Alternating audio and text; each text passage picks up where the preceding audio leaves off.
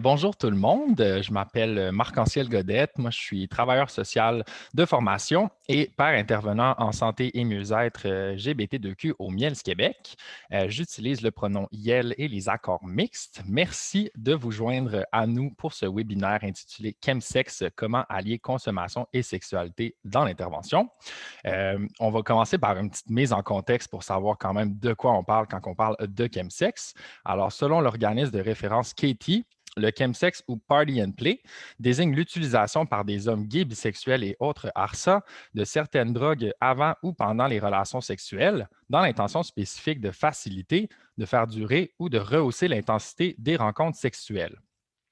Le chemsex est tantôt appréhendé comme un comportement pathologique ou un problème psychosocial, tantôt comme un enjeu important de santé publique en prévention du VIH et des ITSS, ou encore comme une sous-culture gay, un phénomène riche de sens, de nuances, de résilience et de complexité à décoder, une recherche d'émancipation des effets de la stigmatisation et de l'oppression vécue par nos communautés, une quête de dépassement des limites ou une expression légitime de désir et de choix qui peut nous confronter dans nos valeurs et nos codes moraux. Certainement, le chemsex est un sujet qui fait beaucoup parler de lui et dont on a encore beaucoup à apprendre collectivement. Le chemsex se pose à la croisée de grands questionnements concernant nos visions et nos expériences de la sexualité, de l'utilisation de substances et des stigmates qui affectent encore aujourd'hui les hommes GB-ARSA. Donc, la rencontre d'aujourd'hui a été mise sur pied par des experts du terrain pour outiller les intervenants communautaires de divers horizons. Comme le chemsex présente des particularités auxquelles il importe de s'attarder afin d'offrir une intervention adaptée, le webinaire va permettre de comprendre en quoi consiste le chemsex, de se familiariser avec les pistes d'intervention et de connaître les ressources existantes pour les hommes GB-ARSA. Les différentes initiatives qui seront présentées, dont plusieurs sont par et pour, émanent de la communauté afin de répondre aux besoins des personnes concernées par le chemsex.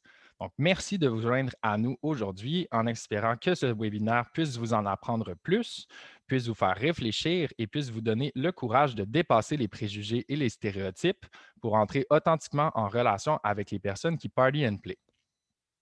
Bien entendu, on ne va pas pouvoir couvrir l'ensemble des discussions possibles sur le sujet. Donc, on vous encourage à nous partager vos questions, vos préoccupations, vos bons coups et vos défis pour enrichir la discussion et créer encore plus de solidarité et de compétences entre nous.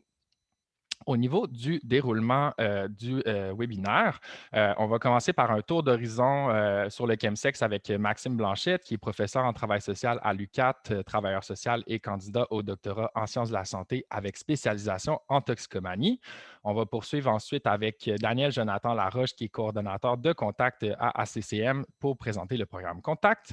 Ensuite, ce sera moi, votre animation, pour présenter les pistes d'intervention et les réalités terrain dans la ville de Québec.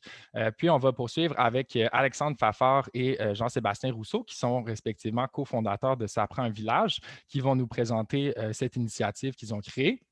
Et ils sont respectivement aussi par aidant en intervention communautaire au programme Chemsex PNP chez Réseau dans le cas d'Alexandre et agent de projet Chemsex et par aidant à la clinique médicale L'Actuelle. Puis on va terminer avec Julie Soleil-Misson qui est responsable contenu et valorisation de la pratique à l'AIDQ pour nous présenter les autres ressources existantes. Et bien entendu, on va s'allouer quand même une période de questions et d'échanges pour pouvoir partager nos réflexions suite à ce webinaire. Vous pouvez évidemment poser vos questions en tout temps dans l'onglet questions-réponses spécifiquement. Merci vraiment de prioriser ce canal-là à celui de la discussion générale parce que ce qui arrive, c'est que les questions elles se perdent des fois dans ce canal-là. Fait qu'on va concentrer ça dans la partie Q&A. Le webinaire aussi est enregistré et va être rediffusé par la suite sur les plateformes des réseaux sociaux des différents organismes et les PowerPoints sont disponibles aussi par la suite. Très important aussi, il va y avoir un questionnaire d'évaluation comme dans tout bon webinaire à la fin. Donc, on vous demande, s'il vous plaît, de participer à ça. Ça nous permet vraiment d'apprécier votre opinion de l'activité puis améliorer nos pratiques. Et finalement, ça se peut qu'on touche à des sujets qui peuvent être sensibles, qui peuvent déclencher des réactions chez des personnes. Sachez qu'en tout temps, il y a l'organisme Interligne que vous pouvez contacter au 1-888-505-1010 durant le webinaire. Et si vous voulez aussi, vous pouvez écrire directement à Martine et Julie Soleil dans les discussions privées. Avant de tomber dans la première présentation, c'est super important de prendre le temps de faire la reconnaissance des territoires, spécialement en ce lendemain de la Journée nationale des peuples autochtones. Donc, on va prendre ce moment de réflexion ensemble. Donc, nous reconnaissons que nous sommes des invités sur cette terre et que nos activités se déroulent sur les territoires de 11 nations autochtones, lesquelles n'ont jamais été cédées. Nous les nommons les Abenaki, les Anishinaabe, les Atikamekw, les Cris-Iou, les Inuits, les Inuits, les Gagnen-Geaga, les Mi'kmaq, les Naskapi, les Wendat et les Wolastoqiyik. C'est dans le respect des liens avec le passé, le présent et l'avenir que nous reconnaissons les relations continues entre les peuples autochtones et non autochtones. Nous appelons tous et toutes à aller au-delà du simple discours symbolique et de s'orienter vers la réflexion dans un premier temps, puis vers l'action individuelle ainsi que collective, avec, par et pour les peuples autochtones, et notamment dans notre domaine sur les enjeux de santé et du VIH. Réflexion car il est essentiel de connaître l'histoire du territoire et notre relation avec celui-ci, de comprendre, de reconnaître et de dénoncer les conséquences du colonialisme, son déploiement toujours en cours dans nos structures et nos mentalités, les privilèges des personnes non autochtones qui en bénéficient et les inégalités qui en sont le produit. Action car nous devons nous mettre au défi de faire plus, de décoloniser nos pratiques, nos milieux et nos esprits, de reconnecter avec le territoire et de l'honorer pour les générations à venir, de faire mieux afin de bâtir ensemble un avenir meilleur, un avenir basé sur le respect, l'inclusion, la réconciliation et la réciprocité. Afin d'aller vers l'action, j'aimerais également vous suggérer la trousse d'outils pour les alliés aux luttes autochtones créée par l'organisme Le Réseau de la communauté autochtone à Montréal. Je vous invite à aller le consulter et prendre connaissance des actions entreprises par cet organisme ou d'autres organismes autochtones dans vos régions. Il ne suffit pas de reconnaître les territoires traditionnels sur lesquels nous habitons, notre passé colonialiste et ses manifestations du présent. Nous pouvons faire mieux, alors agissons. Donc, merci d'avoir pris le temps d'écouter ce message. Donc, on va commencer tout de suite avec notre première présentation. Donc, je vais introduire notre conférencier. Il s'agit de Maxime Blanchette, qui est professeur en travail social à l'Université du Québec en Abitibi-Témiscamingue et candidat au doctorat en sciences de la santé avec une spécialisation en toxicomanie à l'UDS. Comme travailleur social, il travaille depuis plusieurs années avec des hommes gays bisexuels ARSA qui ont une problématique de consommation sexualisée. Son doctorat a pour but d'élaborer des recommandations cliniques en ce qui a trait à l'intervention auprès des GB-ARSA qui ont une consommation problématique de substances psychoactives dans un contexte de sexualité. Ses intérêts d'intervention et de recherche portent sur les liens entre la consommation de substances psychoactives et la sexualité, la diversité sexuelle et de genre et le développement de pratiques innovantes en intervention. Donc, Maxime, à toi de jouer. Hey, merci beaucoup. Un petit bémol, ça se peut bien gros qu'à un moment donné, l'Internet ne soit pas heureux, hein, parce que pendant ta super présentation, Marc-Anciel, il y a certains moments où est-ce que ça est écrit connexion instable. Il y a plusieurs arbres qui sont tombés alentour de chez moi hier à cause des vents. Donc, c'est ça, juste vous dire. Je vais vous partager mon écran. Voyez ma bonne page. Sigidou. Donc, on part. Donc, merci beaucoup pour la présentation. Aujourd'hui, on va parler comment allier consommation et sexualité dans l'intervention. Donc, cette première section-là, ça va être vraiment pour voir ensemble c'est quoi la consommation sexualisée, le chemsex, voir aussi de l'intervention court terme, qu'est-ce qu'on peut faire, puis l'intervention un petit peu plus long terme, mettons, court terme, long terme, qu'est-ce qu'on peut faire avec les personnes. Puis, j'aimerais agrémenter ça avec une vignette clinique si jamais on a le temps. Si jamais on n'a pas le temps, ben, c'est plate, mais on n'aura pas le temps sinon. Donc, on va débuter directement avec notre vignette clinique. Donc, Henri, 42 ans, vient vous consulter dans une clinique de santé sexuelle. Il est VIH positif avec une charge virale élevée. Il vous dit avoir régulièrement des relations sexuelles au sauna alors qu'il est sous influence de drogue et d'alcool avec plusieurs partenaires, environ 30 par semaine. Ici, petit aparté, un sauna, ce n'est pas nécessairement l'endroit où est-ce qu'on va comme au bota-bota. Hein, ça peut être, c'est un endroit où est-ce qu'on va avoir de la sexualité. Donc, lorsque vous abordez les différentes stratégies de réduction des risques, il vous répond « De toute façon, tout le monde va l'attraper un jour ou l'autre, j'en suis à preuve vivante. » Il quitte votre bureau quelques instants après, mais a tout de même tenu à prendre un autre rendez-vous avec vous. Donc, ce que j'aimerais que vous réfléchissiez, c'est qu'est-ce que vous feriez instinctivement dans cette situation-là? Hein? Est-ce qu'il y a des éléments ou des choses où est-ce que vous vous sentiriez un petit peu moins à l'aise d'intervenir ou des éléments où est-ce que vous vous sentiriez vraiment à l'aise d'intervenir? Hein? Donc, gardez ça en tête, puis ça va pouvoir agrémenter justement la période de questions un petit peu plus tard. Puis, si on a le temps, on va pouvoir y revenir, puis peut-être décortiquer 2, 3 affaires. Donc, consommation et sexualité. La consommation sexualisée, vous allez voir, je vais faire une petite distinction entre la consommation sexualisée puis le chemsex. Donc, la consommation sexualisée, c'est la prise intentionnelle de substances psychoactives avant ou pendant des activités sexuelles, dans le but notamment de prolonger sa durée, de diversifier ses pratiques, d'améliorer l'expérience et ses performances. OK? Donc, élément très important ici, c'est intentionnel. Donc, c'est vraiment dans le but d'aller consommer pour avoir du sexe.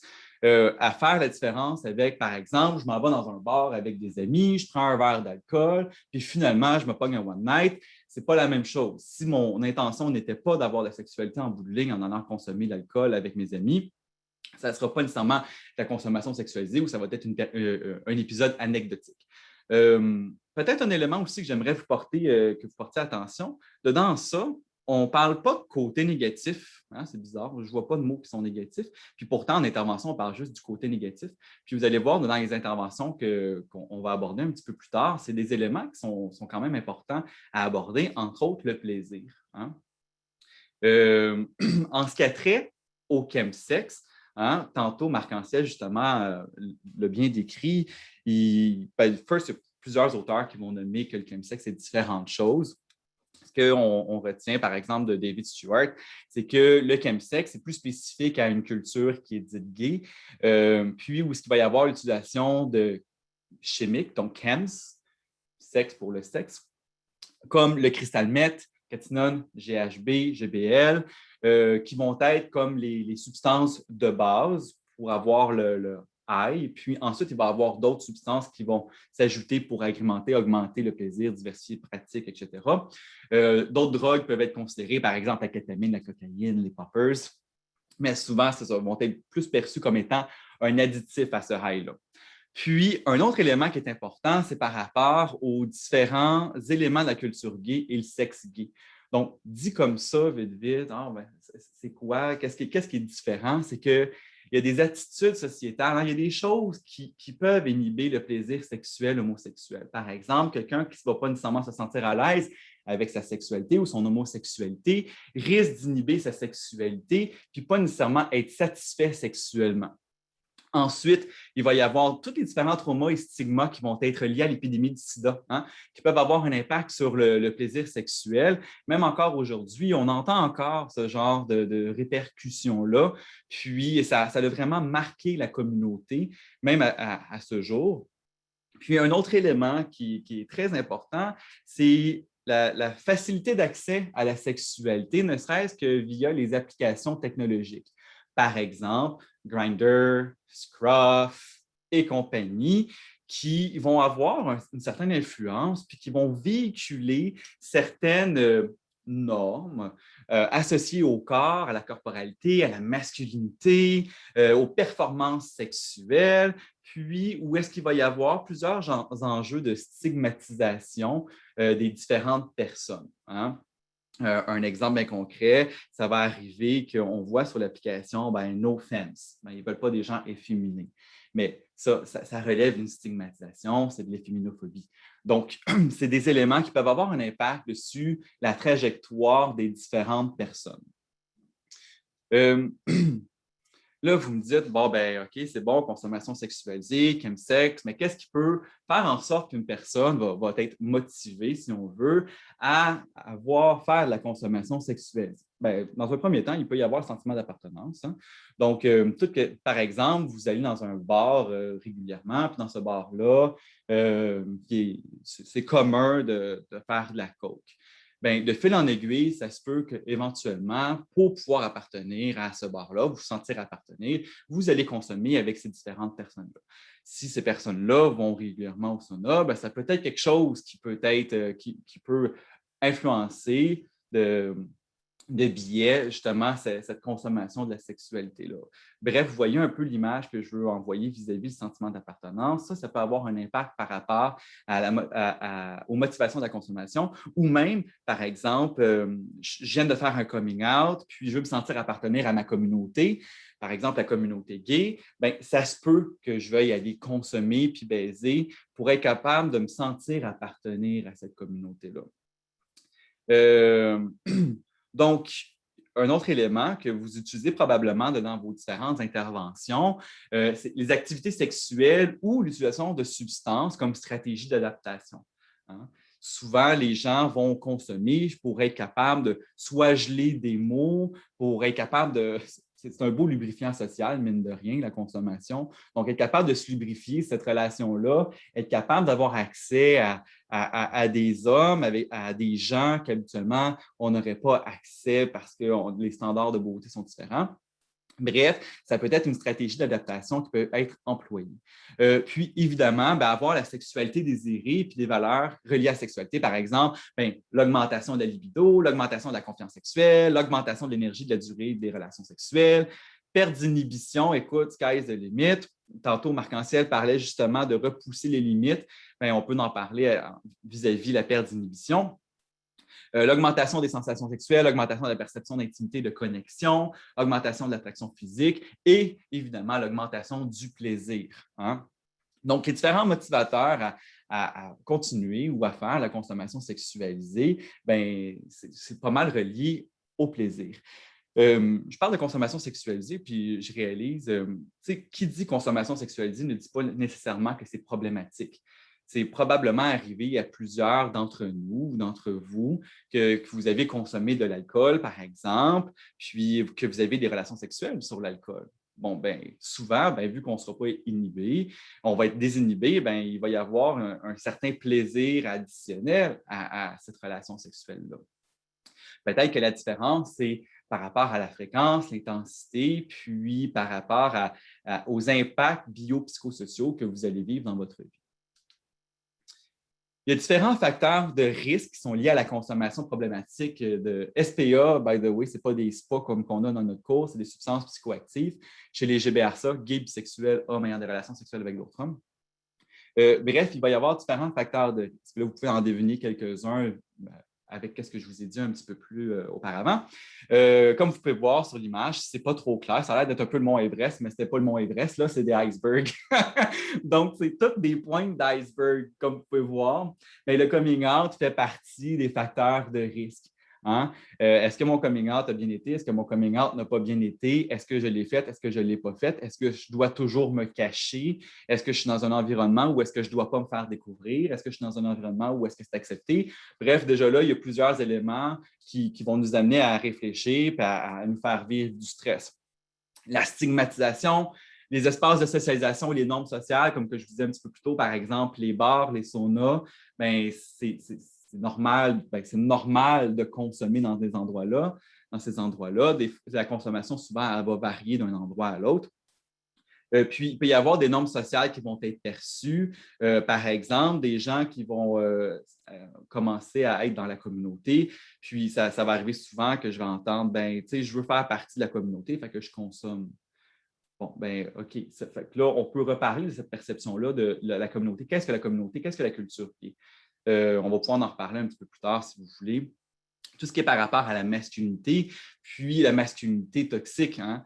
Donc, d'être grand, fort, d'être musclé, de ne pas avoir trop de poids, d'avoir un gros pénis, d'être bien shapé, etc. Bref, tous ces différents éléments-là qui vont être plus reliés à cette masculinité-là, avoir plusieurs partenaires sexuels, être capable d'être bien attractif. Le stress des minorités sexuelles, vous allez voir, on a une diapo à part par rapport à ça. On va l'aborder de fond en comble. Puis sinon, j'avais mis en dessous de l'eau parce qu'il me manquait d'iceberg, mais l'homophobie intériorisée, la honte sexuelle qui, en passant, est très bien expliquée puis abordée dans le livre de Velvet Rage. Donc, petite suggestion de lecture si jamais ça se lit très bien.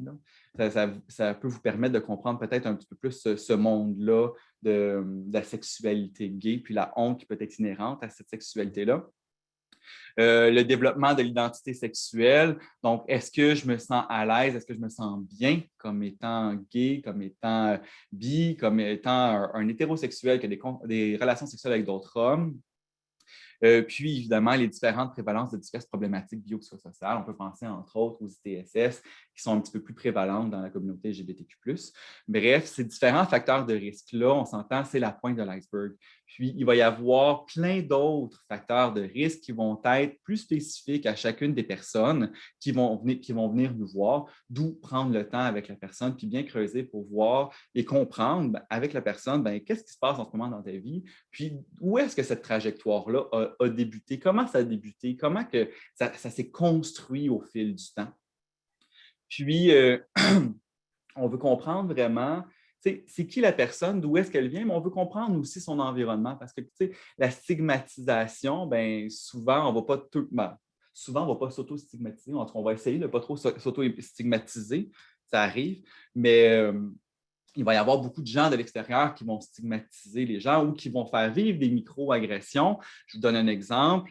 On s'en va, par exemple, contracter un contrat d'assurance, on nous demande l'état civil, on dit on est marié, puis finalement, la personne nous demande OK, c'est quoi le nom de ta femme? Mais c'est une micro-agression. Hein? Si je suis gay, non, ce n'est pas le nom de la femme, il faut que je te corrige, c'est le nom de mon mari. Puis c'est encore pire quand la personne répète encore que c'est quoi le nom de ta femme, c'est une autre histoire. Sinon, quand on se présente dans une clinique, puis on se fait mégenrer, donc on n'utilise pas le bon pronom de la personne, le bon pronom de la personne. Bref, c'est différents facteurs qui peuvent influencer cette consommation-là. Stress et minorité sexuelle, je vous l'ai dit, on va revenir à ça. Donc, en gros, qu'est-ce que c'est? Ma flèche, ouais, elle va de l'autre bord. Donc, on vit toutes des stresseurs dans la vie. En tout cas, si vous n'en vivez pas, sérieusement, vous allez devenir millionnaire si vous mettez en vente cette stratégie-là, parce que je connais personne qui n'en vit pas au moins un stresseur dans sa vie. Bref, on vit tous des stresseurs qui sont différents. Puis à ça, il y a des gens qui vont avoir un statut de minorité, par exemple, par rapport à l'orientation sexuelle, par rapport à l'ethnicité, par rapport au genre. Puis, ces différents stresseurs-là vont avoir des impacts, okay? Que ce soit par rapport à l'environnement, où est-ce que la personne va être plus à même de vivre la discrimination, vivre la violence, vivre stigmatisation, microagression. Bref, la personne va être plus amenée à vivre ces différents événements-là qui vont être néfastes, qui vont être négatifs. Okay? Puis, d'un point de vue plus proximal, un point de vue un petit peu plus personnel, il peut y avoir aussi une certaine attente de se faire rejeter par l'autre personne. Donc, si je fais un dévoilement, est-ce que je vais me faire rejeter par la personne ou je vais me faire accepter? Hein? On ne sait jamais jusqu'à temps qu'on le dit à la personne. Ce n'est pas écrit dans le front des personnes qui sont homophobes ou pas. Des fois, la personne peut avoir l'air bien gentille, puis finalement, on va vivre une microagression. Des fois, les gens vont être juste un peu malhabiles, mais ça, à la limite, si on s'excuse après, on est capable de broder quelque chose par rapport à ça. Il peut y avoir le dévoilement. Hein? Ce n'est pas tout le monde qui va se sentir à l'aise de faire des dévoilements, ne serait-ce par rapport au genre, par rapport à l'orientation sexuelle. Donc, c'est pas tout. Puis, ces dévoilements-là sont à faire à répétition. Donc, dans une journée, ça peut arriver qu'on ait dû faire 3 dévoilements.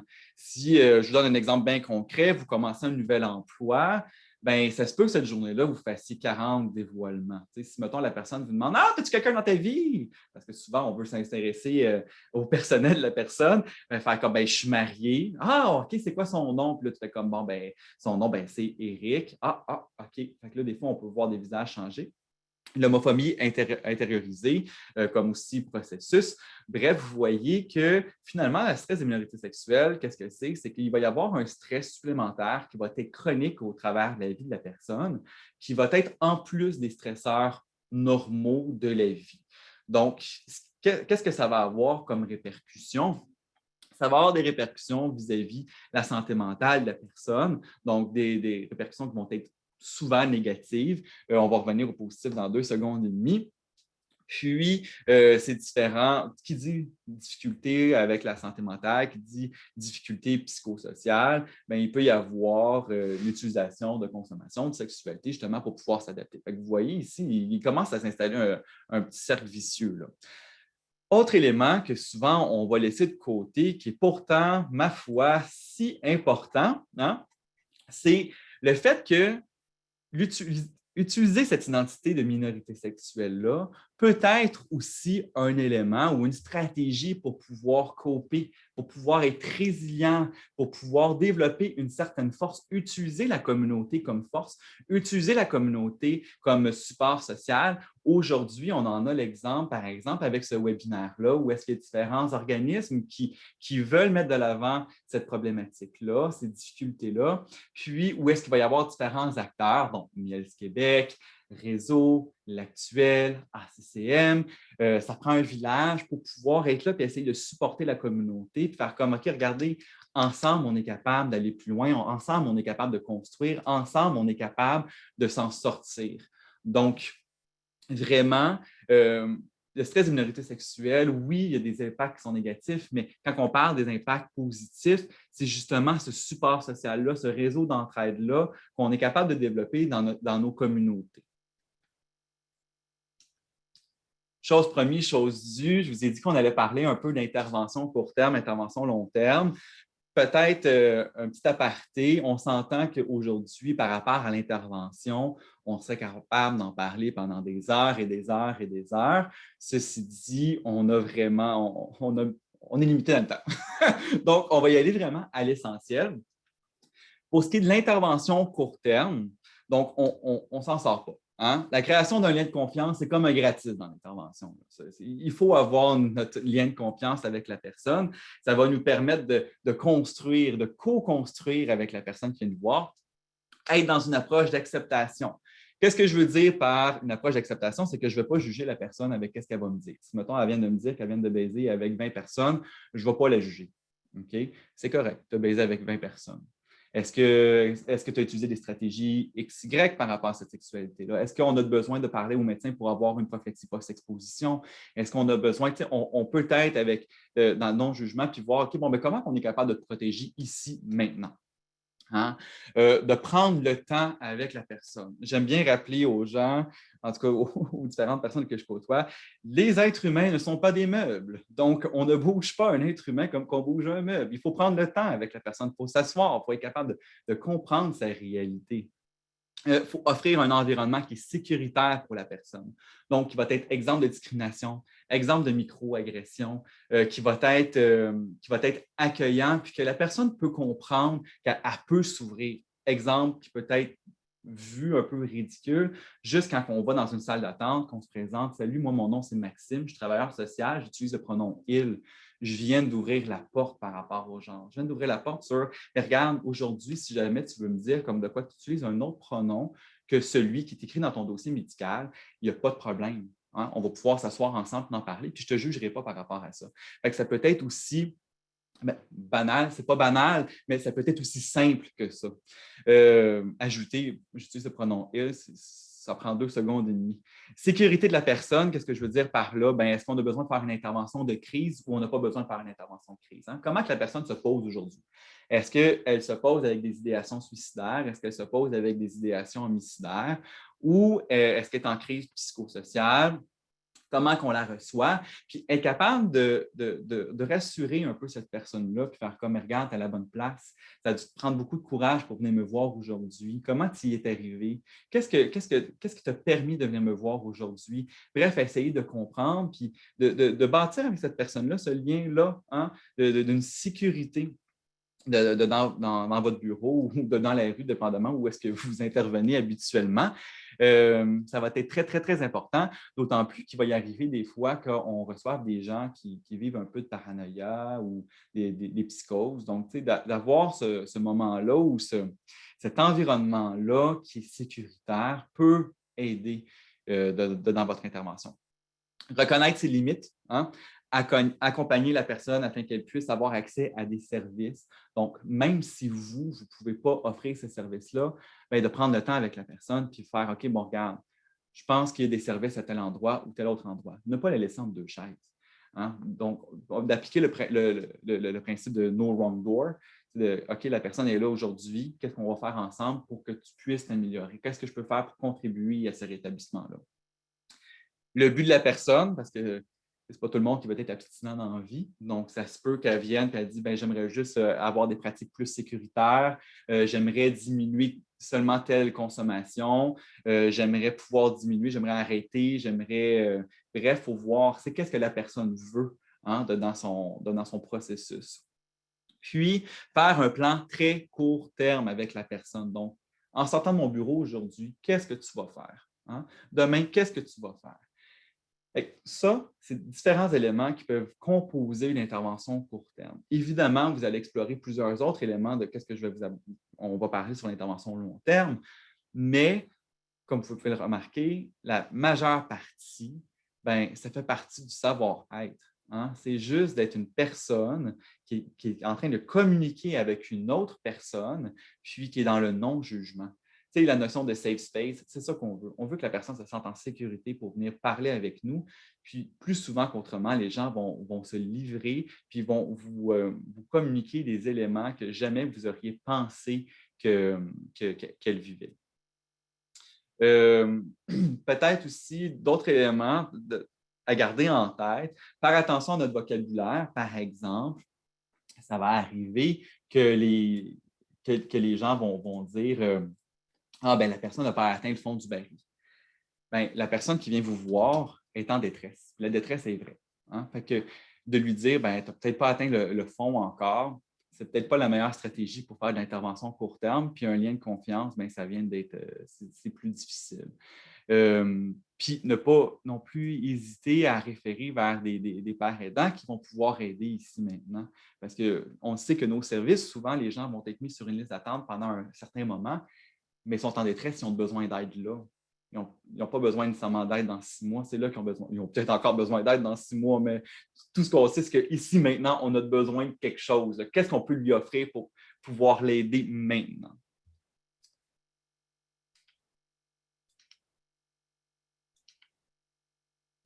Donc, par rapport à une intervention qui est un petit peu plus long terme, donc, ce n'est pas juste une rencontre, ni deux, ni trois. Quand on va faire plusieurs rencontres avec la personne, on va vouloir voir, OK, ben, tout d'abord, c'est une problématique qui est plutôt complexe dans le sens où est-ce qu'on ne va pas seulement s'attarder à la consommation, mais on va regarder aussi par rapport à la sexualité. Qu'est-ce qui se passe? C'est quoi la synergie entre les deux? Puis, comment qu'elles s'imbriquent? Puis, comment on est capable de se réapproprier et la sexualité et la consommation? La consommation dans le sens où est-ce que soit qu'on l'arrête, soit qu'on la diminue, soit qu'on. Bref, c'est quoi son objectif par rapport à sa consommation? C'est quoi son objectif par rapport à la sexualité? Puis, il faut se rappeler aussi que ce n'est pas nécessairement tout le temps problématique. Une consommation n'est pas nécessairement problématique.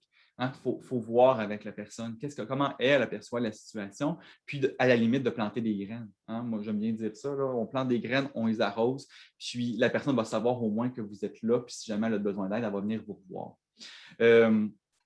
Là, une chose que j'aime bien faire habituellement, mais là, je ne vous vois pas malheureusement, là, mais mettons que je vais vous imaginer. En levant la main, je vous dis que vous avez des orgasmes, des relations sexuelles où vous avez une satisfaction sexuelle à 15 sur 10 ou à 20 sur 10. 20 sur 10. Puis là, vous allez en intervention, puis je vous dis, ben, hey, en travaillant ensemble, je vais te faire descendre à des orgasmes ou un plaisir sexuel qui va aller à 5 sur 10, 6 sur 10, à main levée.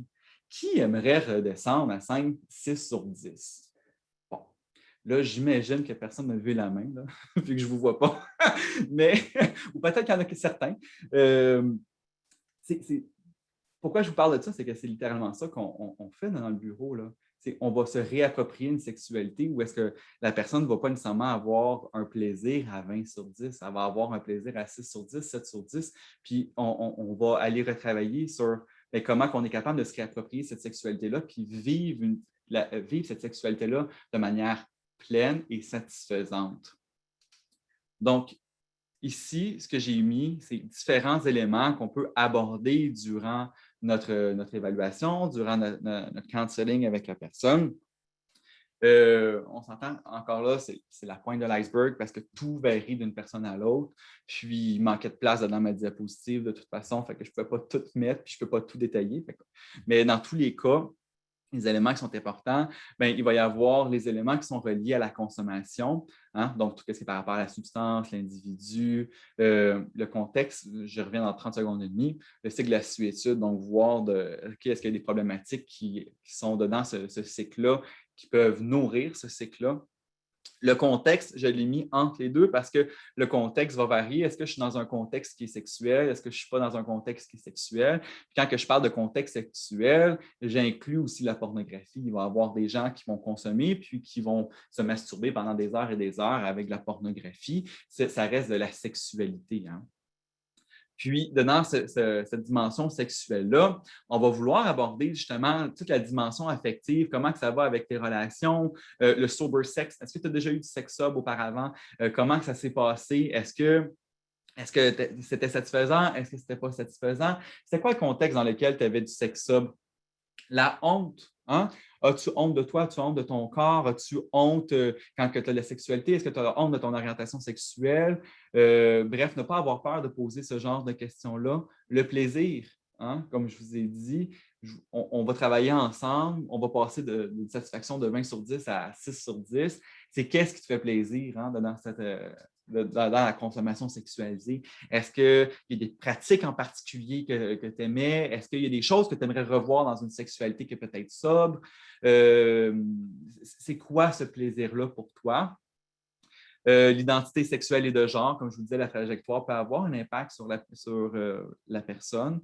Les pratiques sexuelles, VIH, ITSS, le coming out, les dimensions socio-culturelles, c'est-à-dire tout ce qui est par rapport à la communauté, par rapport à ce qu'on va percevoir de nos normes, des stéréotypes, tout ce qu'on va voir sur un point de vue social.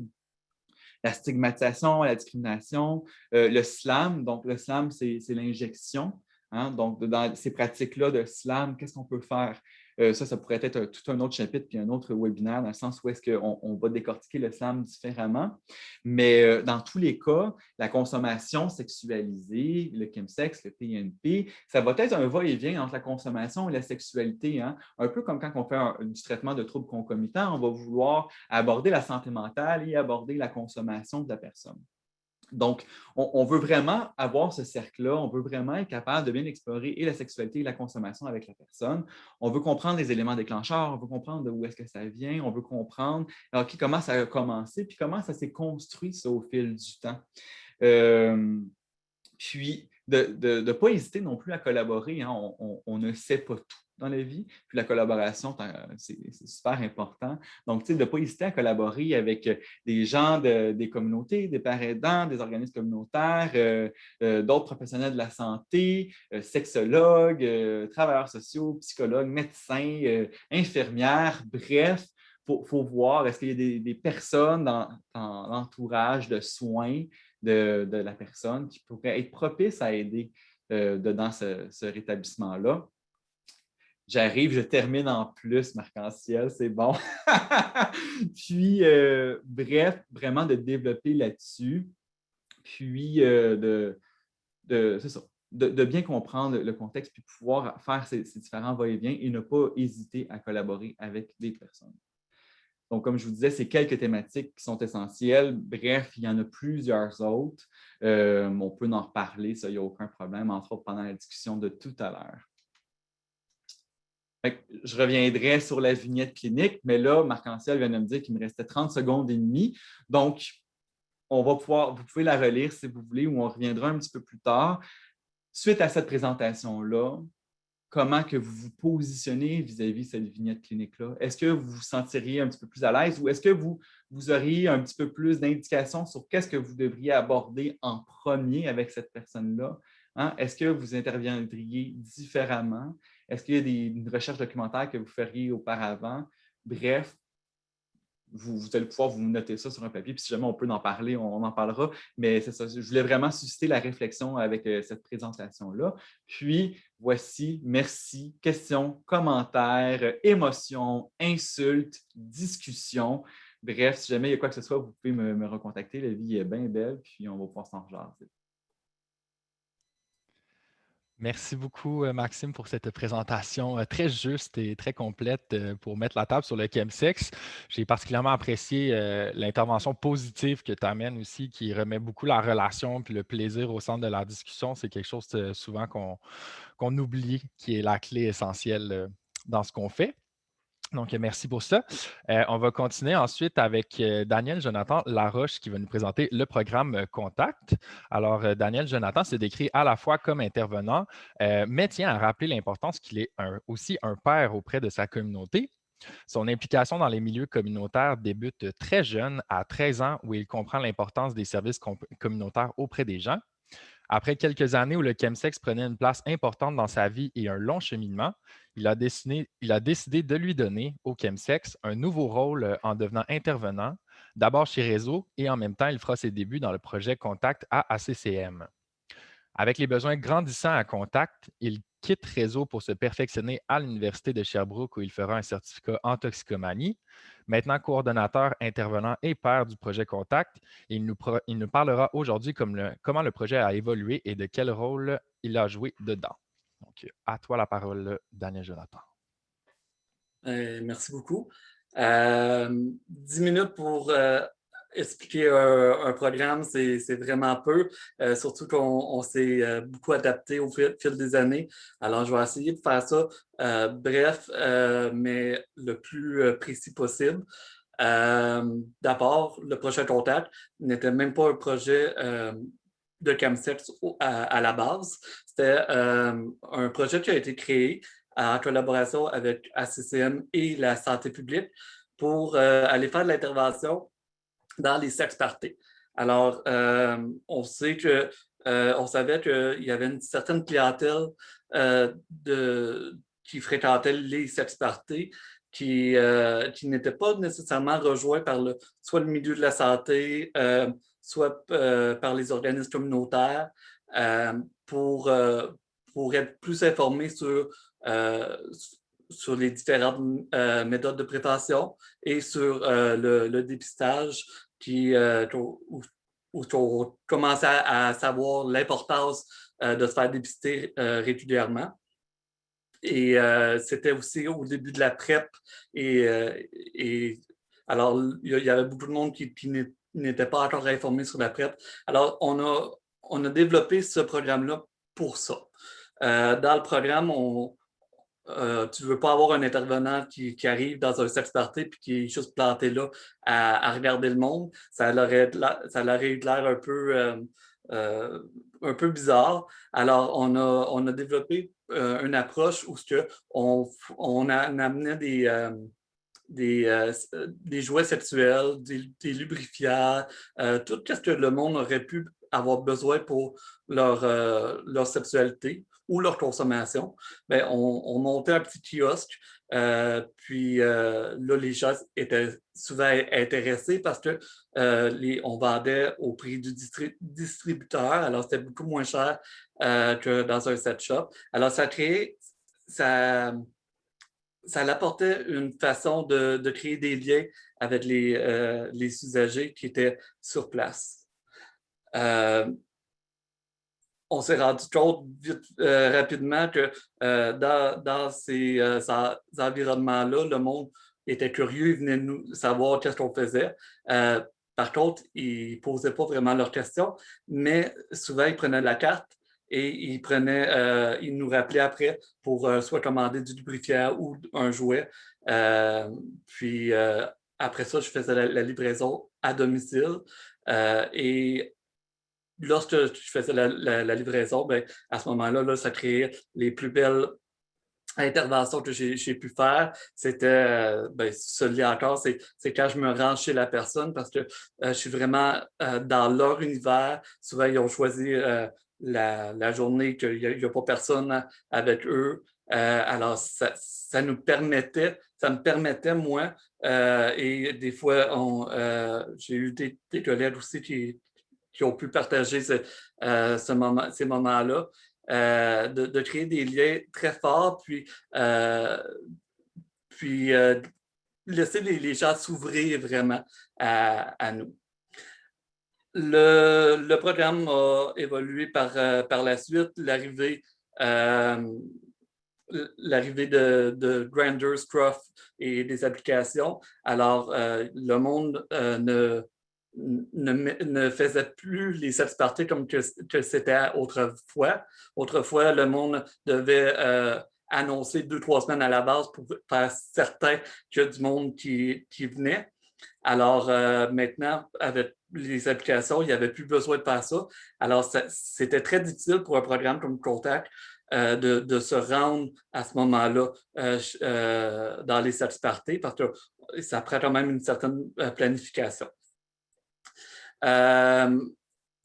Et en même temps, on voyait une demande grandissante de services, de besoins pour le monde qui pratiquait le chemsex. Ils n'avaient pas vraiment de ressources où aller, ils ne savaient pas quoi faire, il n'y avait pas personne à qui en parler. Et souvent, vu que ça faisait longtemps que j'étais impliqué dans ce milieu-là, même avant de travailler à Contact, j'ai eu une période forte de consommation. Alors, j'ai fait un bon temps d'abstinence par la suite. Alors, ça me permettait de servir un peu d'exemple et le monde venait souvent me voir à cause de ça parce qu'ils connaissaient un peu mon parcours. J'ai toujours été assez honnête avec mon parcours. Alors, c'est de là que les services étaient demandés, mais pour autre chose. Alors, vraiment plus au niveau chemsex et beaucoup moins au niveau sex party. C'est à ce moment-là que j'ai décidé de, bon, il y a une demande, j'ai quand même une bonne connaissance du milieu. Alors, j'ai décidé de retourner à l'école et de me perfectionniser pour pouvoir avoir plus d'outils pour travailler avec les gens, pour pouvoir mieux intervenir. Je faisais mes cours à l'Université de Sherbrooke en même temps que je travaillais. Alors, ça me donnait une belle occasion de pouvoir essayer au fur et à mesure que j'apprenais des affaires dans mes cours, ben, je pouvais les mettre en pratique tout de suite sur le terrain. Par contre, j'ai toujours resté moi-même. J'ai toujours... puis je pense que c'était très important. Premièrement, c'est dur de prétendre que tu es quelqu'un d'autre ou quand tout le monde te connaît, tout le monde... Ils ont entendu parler un peu de ton histoire. Tu parles le même langage qu'eux. Tu reconnais le discours aussi. Des fois, ça peut être dans le bonheur ou la douleur que la personne devant toi va te partager. Ben, tu vas te reconnaître un peu là-dedans. Alors, c'était dur pour moi de jouer à seulement l'intervenant. Alors, j'ai toujours resté essayer de balancer les deux, prendre un petit peu de un, puis un petit peu de l'autre. Puis ça fait ma couleur, ça fait également une certaine confiance aussi que les usagers remarquent aussi la différence dans mon approche et ça crée des liens très forts à ce moment-là. Suite à ça, on était pour réajuster le programme. On avait commencé à faire des suivis un petit peu plus long terme pour faire de l'accompagnement pour ceux qui veulent vraiment changer leur façon de faire avec le chemsex ou vraiment qui voulaient soit arrêter ou peut-être revoir leur consommation. Et on s'est rendu compte rapidement, premièrement, il y a eu un manque de ressources aussi. Il y a eu des réajustements budgétaires. Alors, c'était difficile pour moi, tout seul dans le projet, parce qu'on était deux avant ça. Mais quand je me suis retrouvé tout seul, offrir ce genre de service-là devenait vraiment difficile. Alors, c'est pourquoi on a décidé j'ai réévalué la situation et je me suis aperçu à ce moment-là que peut-être qu'est-ce que les gens avaient besoin, c'était plus dans le ici-maintenant. Les gens venaient me voir pour parler parce qu'il n'y avait pas personne avec qui parler et des fois, les personnes qui consomment, ça va prendre un certain temps avant qu'ils se décident à faire un cheminement ou un changement. Alors, c'est pour ça que j'ai commencé à faire plus du travail court terme avec les usagers, parce que c'était là le besoin. Le besoin d'évaluer avec eux c'est quoi leur besoin à ce moment. Parce que quand tu vis un down après la consommation, après de ne pas avoir dormi pendant une couple de jours, souvent le down va être très fort. Et là, la seule affaire que tu vas passer, à cause qu'on dit qu'il ne faut pas consommer, qu'il faut, et tout, c'est le discours que les gens entendent. C'est le discours où les gens veulent aller automatiquement lorsqu'ils ne se sentent pas bien. Alors, moi, j'aime travailler avec eux pour voir, premièrement, avant de tout arrêter, là, puis partir, puis après ça, vivre des séchettes parce que ça ne fonctionne pas nécessairement. On va regarder un peu plus comment on peut faire des accomplissements à court terme, puis avec des belles réussites pour éventuellement se rendre où ce qu'ils veulent aller. Alors, c'est pas mal mon approche que j'utilise maintenant. C'est vraiment de voir avec la personne ses besoins et comment on peut travailler pour éliminer peut-être le côté problématique qu'ils n'aiment pas et travailler un peu sur comment on peut faire descendre ces côtés-là pour quand même pour pouvoir s'aligner dans s'aligner plus tard dans d'autres étapes de leur cheminement. Et c'est pour ça que j'aime ça, parler vraiment de cheminement et parce que c'est vraiment ça qu'on fait au courant de notre vie dans la consommation. C'est pas mal ça, c'est mon temps est terminé alors. Merci vraiment, DJ. C'est super, toujours intéressant de t'entendre. Moi, quand j'ai commencé à travailler dans le domaine, j'étais très inspiré et très en admiration avec ce que vous faisiez à Contact. Puis tu fais vraiment partie des pionniers de l'intervention chemsex au Québec. Donc, merci d'être avec nous et de nous partager ça parce que c'est vraiment pas évident toujours d'être à la fois un père puis à la fois un intervenant. Il y a beaucoup d'enjeux là-dedans. Donc, félicitations pour cette résilience. Merci. Fait que là, c'est la partie curieuse où est-ce que je m'auto-introduis. Alors, moi, c'est Marc-Anciel. Comme je disais, je ne l'ai pas dit encore, dans le fond, je m'introduis live. Je suis bachelier en travail social puis étudiant actuellement à la maîtrise. Je travaille comme père intervenant en santé et mieux-être GBT2Q au Miel du Québec dans le cadre du collectif pan-canadien Avancé. Moi, je m'intéresse particulièrement aux enjeux politiques et structurels qui concernent la santé des populations marginalisées, la pratique anti-oppressive, culturellement compétente et sécuritaire en intervention sociale et l'activisme radical des mouvements militants qui ont forgé nos communautés. Et justement, pour faire le point avec DJ, dans le cadre de ma maîtrise, je cherche à explorer les enjeux d'identité professionnelle, d'éthique et de déontologie qui peuvent être potentiellement rencontrés par les intervenants gays, bisexuels et queer qui travaillent dans leur propre communauté. Donc, à suivre lorsque j'aurai terminé ça. Je vais partager juste ici. Voilà, ça devrait être beau.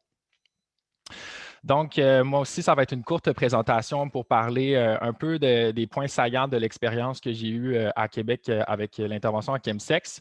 J'aimerais commencer par juste introduire mon vécu là-dedans. Je ne suis pas nécessairement un père d'expérience de Chemsex. Moi, je suis rentré dans le milieu du VIH il y a à peu près 3 ans à la suite de mes études. Puis le premier dossier qu'on m'a mis sur la table en rentrant, c'était celui du chemsex. C'était un sujet qui commençait à se faire parler, mais pas tant que ça. Il y avait de l'information, mais pas tant que ça. C'était beaucoup à l'international, puis c'était pas encore très enrichi et développé comme savoir. Donc, moi, ben, comme tout bon jeune intervenant, j'ai plongé dans tout ce que je pouvais trouver, puis je me suis un peu absorbé de l'information qui était accessible.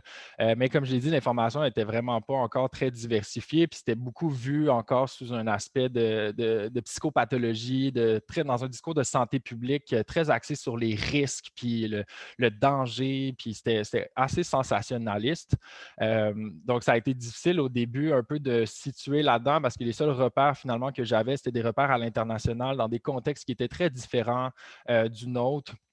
Et ben, ce qu'on faisait à ce moment-là, c'était d'essayer de transposer ce qui se faisait ailleurs ici. Et ça n'a pas nécessairement fonctionné directement. Donc, il y a eu un gros travail d'introspection, puis d'analyse et de réflexion du milieu chemsex à Québec spécifiquement, parce qu'encore une fois, ça va être différent de ce qu'on va retrouver à Montréal. Donc, il a fallu aller sur la table à dessin un peu, si j'arrive à changer ma diapo. Ah là là là là là là. Voilà, OK. Donc, ben, ce qu'on a effectué comme travail, c'est ce qu'on peut décrire comme une analyse socio-écologique un peu du chemsex à Québec. À quoi ça sert en fait d'utiliser ce modèle-là d'analyse? Ben, ça permet vraiment de connaître son contexte local. Parce que la prévention du VIH ou d'autres choses, oui, il y a des grandes lignes qu'on partage tous ensemble, mais fondamentalement, ça doit toujours être appliqué au contexte local puis à nos réalités de proximité.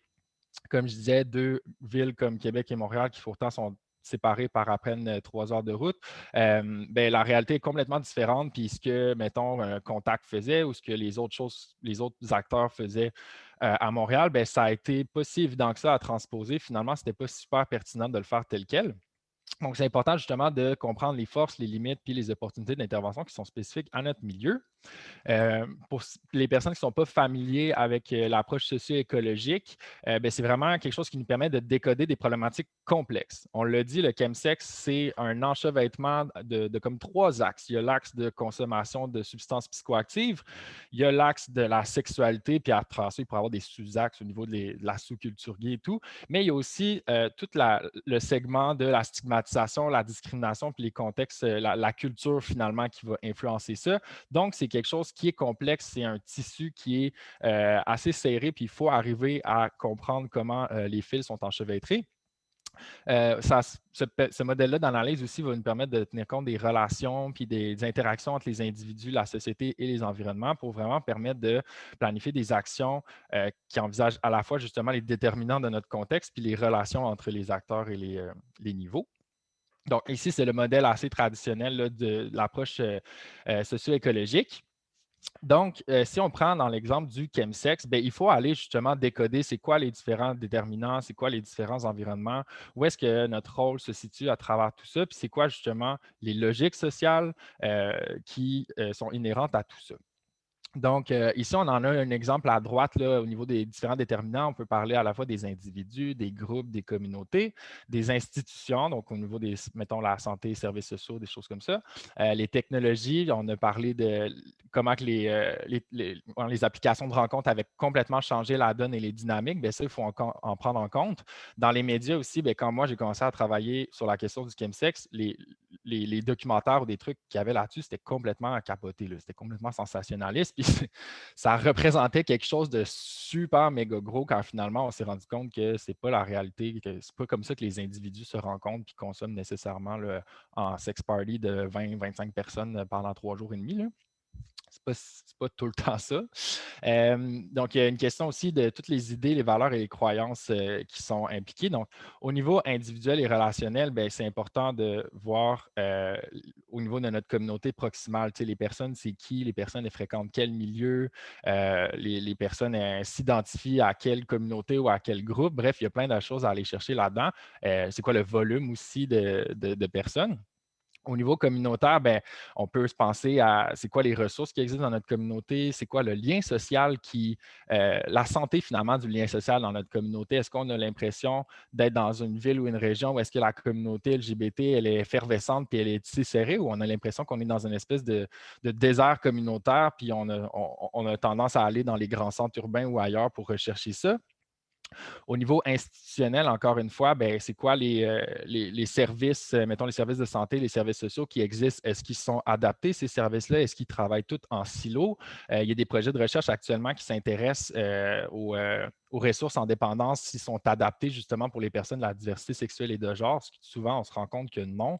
On se rend compte que les ressources en dépendance ne vont pas aborder la sexualité. Puis, je l'ai dit précédemment, on est dans un entrecroisement de trois choses qui sont synergiques, comme un peu Maxime l'expliquait au début. Et sociétal, ben là, c'est vraiment là qu'on va aller voir la culture sociale, c'est quoi, c'est comment que les gens voient la consommation, la sexualité, la diversité sexuelle. Nous, ce qu'on s'est rendu compte à Québec, c'est que ce qui ressort de la communauté même, c'est que Québec, c'est une ville de fonctionnaires, c'est une ville de droite, puis c'est pas juste les personnes qui le disent, là, la carte électorale le montre bien. Tout ça, ça a un impact sur comment la stigmatisation des individus est renforcée ou non. Ça a un impact aussi sur la perception que les gens ont des services et des ressources qui existent. Ça a vraiment des impacts sur à peu près tout aussi. L'organisation, est-ce que les gens sont plus dans les centres-villes ou sont plus en région? Est-ce qu'ils sont plus en milieu privé ou ils vont dans des milieux de sexualité? Si on se ramène, mettons, à l'institutionnel puis au communautaire, ben, à Québec, on s'est rendu compte que dans les saunas, c'était un des milieux où est-ce qu'il y avait de la consommation de PNP en plus de Grindr. Puis il a fallu faire du travail à ce niveau-là pour conscientiser les acteurs. Donc, justement, au niveau des enjeux prioritaires à Québec, ce qu'on a identifié vraiment, c'est des enjeux de base, l'accès au matériel de consommation à moindre risque, puis aux autres stratégies de prévention, la sensibilisation puis l'éducation des milieux concernés dans la communauté. J'en ai fait beaucoup, soit auprès de la santé publique, auprès des organismes comme le CRDQ en réadaptation, les services CIDEP. J'ai à peu près tout passé ces milieux-là pour faire des présentations puis parler de qu'est-ce que c'est dans un esprit aussi positif et non stigmatisant, parce qu'eux aussi étaient quand même influencés par des discours qui n'était pas tout le temps très nuancé. La disponibilité de base d'un soutien psychosocial en réduction des méfaits qui était culturellement compétent, bien, actuellement, c'est pas mal moi, cette ressource-là, à Québec. Je suis pas mal l'intervenant de référence pour offrir ce service-là dans un contexte aussi qui me permet de le faire, qui n'est pas institutionnalisé. C'est une belle force au communautaire qu'on a. Puis, on travaille actuellement sur un comité intersectoriel pour développer justement l'utilisation et l'accessibilité des services existants, chercher à créer finalement un corridor de services avec les ressources qu'on a, qui ne sont pas parfaites, mais bon, il faut travailler quand même ensemble. Donc, on travaille avec notre organisme communautaire, on a le CIDEP avec le CLSC de la Haute-Ville à Québec, on a le CRDQ, on a des pairs aidants sur le comité, puis on a aussi on a d'autres organismes là, qui vont pouvoir se joindre, notamment le nouveau site de consommation supervisée, où est-ce que je travaille également, ce qui était important pour moi pour amener cet enjeu-là dans cette pratique. Puis je ne l'ai pas mentionné, mais au niveau de l'accès au matériel de consommation, ce qui a fonctionné dans mon cas, c'est de trouver justement un père aidant, un père actif dans la communauté avec lequel je travaille depuis presque 2 ans déjà, qui lui fait de la distribution directe de matériel lors de ses soirées avec les gars, puis il fait de la sensibilisation puis de la conscientisation aussi, soit au dépistage, à la PrEP, des choses comme ça. C'est vraiment cette personne-là qui me permet d'offrir des services à Québec à la communauté parce que le milieu était très difficile d'accès pour différentes raisons que j'ai énoncées auparavant. Et en terminant sur les pistes d'intervention, ben là, je l'ai déjà dit, analyser les spécificités de son milieu, c'est important. Ce qui se passe à Québec, à Montréal, à Londres, au Royaume-Uni ou n'importe où, ben, ou à Vancouver, ce n'est pas nécessairement la réalité de votre côté, donc il faut comprendre ça. Au niveau de l'accueil des organismes, Maxime en a parlé aussi, mais l'accueil des organismes, c'est d'offrir des milieux avec exempts de stigmatisation, des milieux où est-ce qu'on affiche explicitement qu'on peut parler de consommation de chemsex, des choses. Moi, j'avais développé une affiche à l'interne au Miels Québec pour en parler. Si des gens sont intéressés à voir ça, vous pouvez communiquer avec moi. Pratiquer la réflexivité, bien ça, c'est vraiment pour explorer les propres préjugés, la propre stigmatisation qu'on peut intérioriser ou qu'on peut reproduire. Des fois, c'est important comme intervenant puis comme organisation d'être au clair avec ça parce que ça va influencer la manière qu'on entre en relation dans des situations qui peuvent nous confronter. L'implication des usagers le plus possible, bien, ça, c'est quelque chose qui devrait tout le temps être fait. Là, fait que c'est de voir de quelle manière vous pouvez le faire pour vous. Hyper important, Maxime, même Daniel Jonathan l'a dit, se centrer sur la relation. C'est le socle de l'intervention. Peu importe ce que vous pouvez faire après, si la relation n'est pas bâtie, il n'y aura pas d'intervention qui va se faire. Puis, effectivement, comme les gars l'ont dit un peu, avec des gars qui consomment du chemsex, ben, des fois, c'est juste d'être là dans l'ici et maintenant, puis d'être là pour parler, sans avoir d'objectif ou de projet ou d'agenda en tête. Rester dans la relation parce que les gens, ils vont venir à vous quand ils vont vraiment en avoir besoin. Des fois, ils peuvent être en détresse aussi, mais des fois, il n'y a rien qu'on peut faire, puis il faut accepter ça. Des fois, la relation peut être suffisante pour ça. La concertation, bien entendu, et prendre des risques et être audacieux. Je termine là-dessus parce que moi, c'est quelque chose qui a fonctionné de mon côté. Je fais une très bref aparté. Le père aidant que j'ai recruté, moi, je l'ai trouvé sur Grindr. Ça faisait quelques temps que je voyais qu'il affichait du PNP, puis je me suis, bon, c'est un peu sketchy au niveau éthique, là, mais j'ai quand même décidé de mon propre compte Grindr d'aller entrer en contact avec lui pour lui dire qui j'étais en tant que professionnel, quel service je pouvais lui offrir. J'ai fait du outreach actif, donc ce qui n'est pas tout le temps, accepté par tout le monde. Mais c'est ça qui a fait en sorte qu'on s'est rencontrés, qu'on a créé une relation, puis maintenant, on travaille comme ça, puis ça fait vraiment la force de notre modèle ici. Donc, bon, c'est important de se questionner, mais des fois aussi, il faut sortir des sentiers battus, puis être audacieux. Fait que voilà, courte présentation qui se termine ainsi. Voici mes informations de contact. Moi, j'aimerais vous suggérer une conférence qui a été donnée au Gay Men's Health Summit du CBRC en 2017. Une conférence qui a énormément développé mon esprit critique par rapport à la construction sociale du PNP. C'est Stigma Affecting Gay, Bisexual and Queer Men Who Party and Play de Rusty Suleimanov. C'est disponible sur YouTube là, à partir du compte du CBRC. Donc, voilà, merci. Bon, là, c'est encore moi qui anime, fait que c'est moi qui reprends. Merci Marc-Ancel pour cette présentation très pertinente et agrémentée. Donnez-moi un instant, j'ai tout le temps de la misère à revenir pour arrêter mon partage. Voilà. Donc, on continue en dernière présentation avec les personnes de Ça prend un village. Donc, on a... Marc-Ancel, oui, je suis encore ouais, en partage. ça. Oui, Ah, exact. voilà. Là, tu es correct. Excusez mon MacBook qui est tout le temps un peu déviant pour ça. OK. Donc, oui, comme je disais, on a Alexandre Fafard et Jean-Sébastien Rousseau qui vont présenter ensuite. Donc, Alexandre est cofondateur du projet Ça prend un village et père aidant en intervention communautaire au programme Chemsex PNP chez Réseau. Du côté de Jean-Sébastien, il a d'abord œuvré comme stratège et chef d'entreprise dans le domaine des communications et relations publiques. Il y a quelques années, il a entamé un grand virage personnel vers un mode de vie plus en lien avec ses valeurs profondes, des valeurs qu'il tente aujourd'hui de faire résonner au sein de la communauté d'ESLGBTQ+, dont il est un fier membre. Il met à profit son expérience aux pratiques, personnes et projets qui stimulent un plus grand éveil des consciences. Cofondateur du projet Ça prend un village, il est convaincu que c'est dans la bienveillance qu'on avance et que celle-ci commence toujours chez soi. Il est actuellement père aidant et chargé au développement du programme Chemsex à la clinique médicale L'Actuelle. Donc, en scène, les garçons. Merci Marc-Anciel, merci beaucoup. Alex, je pense que tu devrais allonger ta bio parce que j'ai l'air vraiment pas très humble qu'on me présente à côté de toi, mais c'est pas grave. Bonjour tout le monde. D'abord, merci Marc-Anciel pour ton animation, ça se passe super bien. Puis merci à tout le monde aussi, à nos collègues à l'écran pour le travail que vous faites auprès des usagers, chemsexeurs, etc. Et à tout le monde dans la salle aussi qui veille au mieux-être de cette clientèle-là. Ça nous touche beaucoup, Alex et moi. C'est un savoir-être et un savoir-faire pour lequel on a encore plus d'admiration depuis quelques mois parce que nous-mêmes sommes en train de le développer comme père intervenant ou père aidant dans différents secteurs, dans différents organismes, en fait, où on travaille. Donc, c'est comme un honneur un peu d'être ici, au même titre que des profs en travail social puis des intervenants de longue durée comme DJ et Marc-Anciel. Donc, merci de nous accueillir.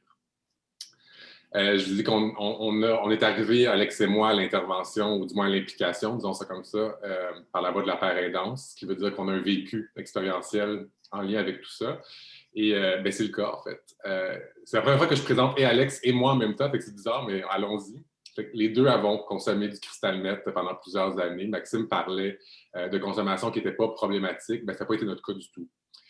Nous, notre consommation, elle a eu un effet au cours des années assez destructeur sur nos vies, nos santé, à tel point qu'à un moment donné, il a fallu demander de l'aide. Il a fallu s'en rétablir de cette consommation-là qui était devenue une dépendance. Quelque part dans notre démarche, on a ressenti le besoin, Alex et moi, de raconter notre propre expérience de consommation puis comment on était venu à cheminer là-dedans. Pourquoi? D'abord parce qu'on voyait bien que dans la communauté autour de nous, on n'était pas les seuls à avoir ces problèmes-là ou à avoir eu cette expérience-là avec le cristal net et le chemsex, mais qu'il y avait très peu de conversations publiques là-dessus. Puis s'il y en avait, elle était très stigmatisée, imbibée de honte, puis elle était bien jamais dans la boîte, comme on dit, elle allait nulle part. Fait qu'on a ressenti premièrement le besoin de nommer, de s'identifier, puis de dire, nous, on a eu ce problème-là, nous, on est là-dedans, puis il faut faire ça. Fait que ça a été une première prise de parole. Encore plus important que se raconter personnellement, on a ressenti le besoin de raconter notre établissement avec les bons coups et les ratés du cheminement, finalement. Comment on était rendu à ce jour-là, aujourd'hui, à avoir accumulé quelques jours d'abstinence, quelques mois, quelques semaines, quelques années. Puis comment on avait réussi à avoir ce soulagement-là de l'emprise que la substance avait eu sur nous à un moment donné dans notre vie. C'était aussi pour souligner quelque chose qu'on tient pour vrai et quelque chose qui est fondamental, autant dans notre prise de parole aujourd'hui que dans notre pratique à l'extérieur de Ça prend un village, c'est que ça prend du monde pour se rétablir, puis ça prend beaucoup d'humains. Le titre « Ça prend un village » vient de différentes références. Ça prend un village pour élever un enfant, ça prend un village pour se rétablir d'une dépendance au cristal net ou du chemsex.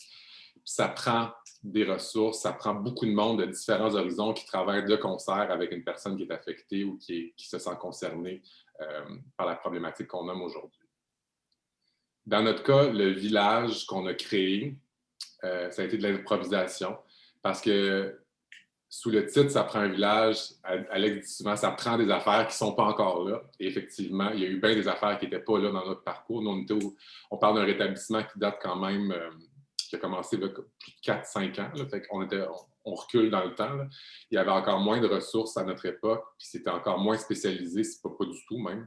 Fait qu'on a fait pas mal de courtes pointes, puis de patchwork, puis d'improvisation pour se patenter un rétablissement qui nous ressemblait. C'était un exercice d'essai et d'erreur, de rechute et de regain, mais ça a été un cheminement pareil, très personnalisé, dont on est fier.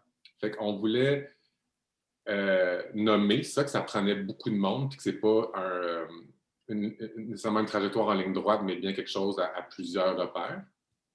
Puis on voulait s'entendre sur le fait aussi que malgré la présence d'alliés à cette époque-là, bien, le montant de ressources n'avait pas suivi la grandeur du problème.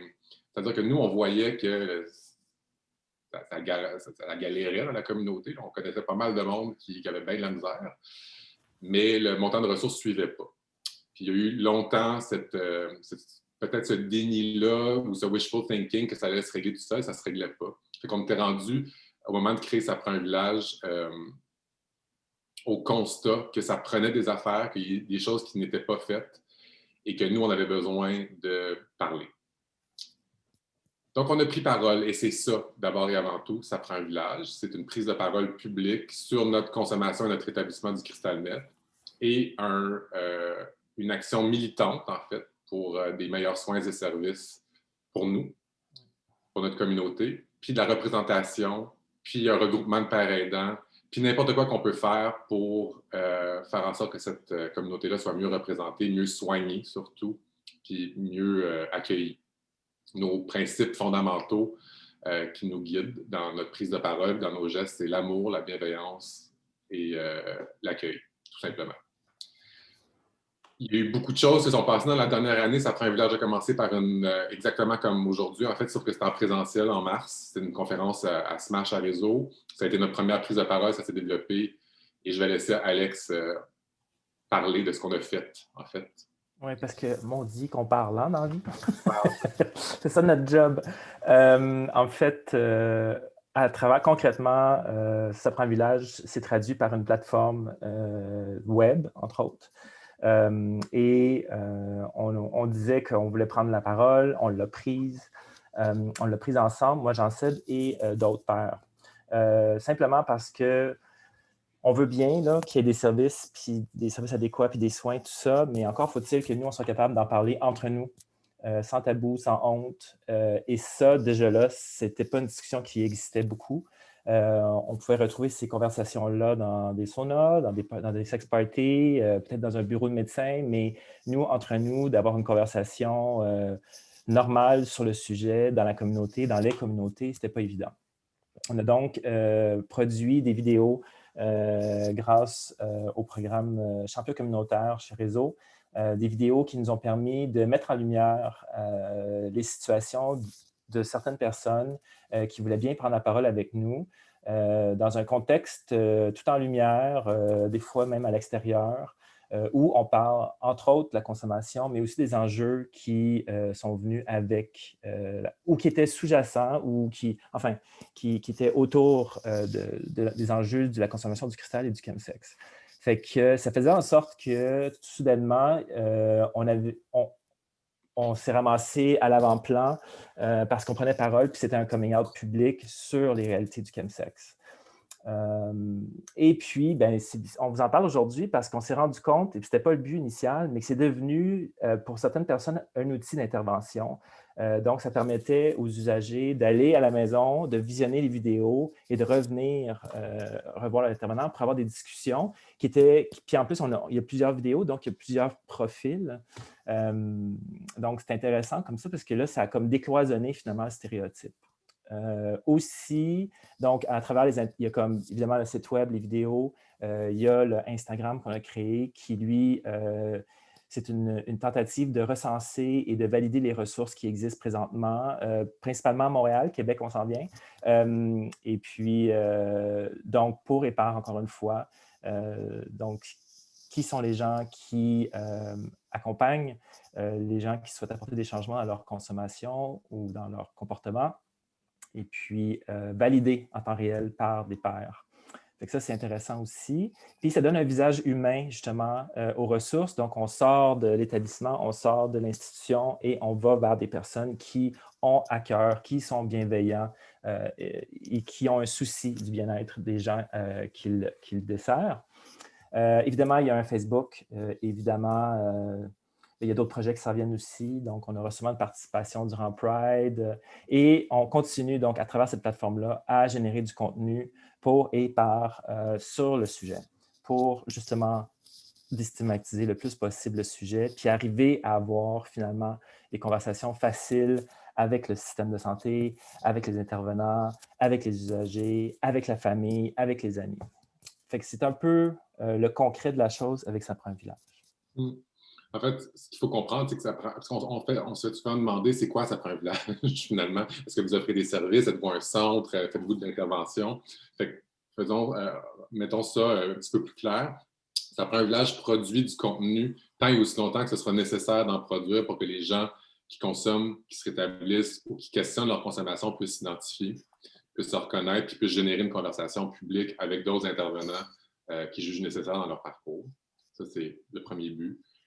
On voulait aussi recenser, et c'est une méga job, j'ai un méga respect pour les gens qui font ça à temps plein, là, recenser les ressources adaptées au sujet.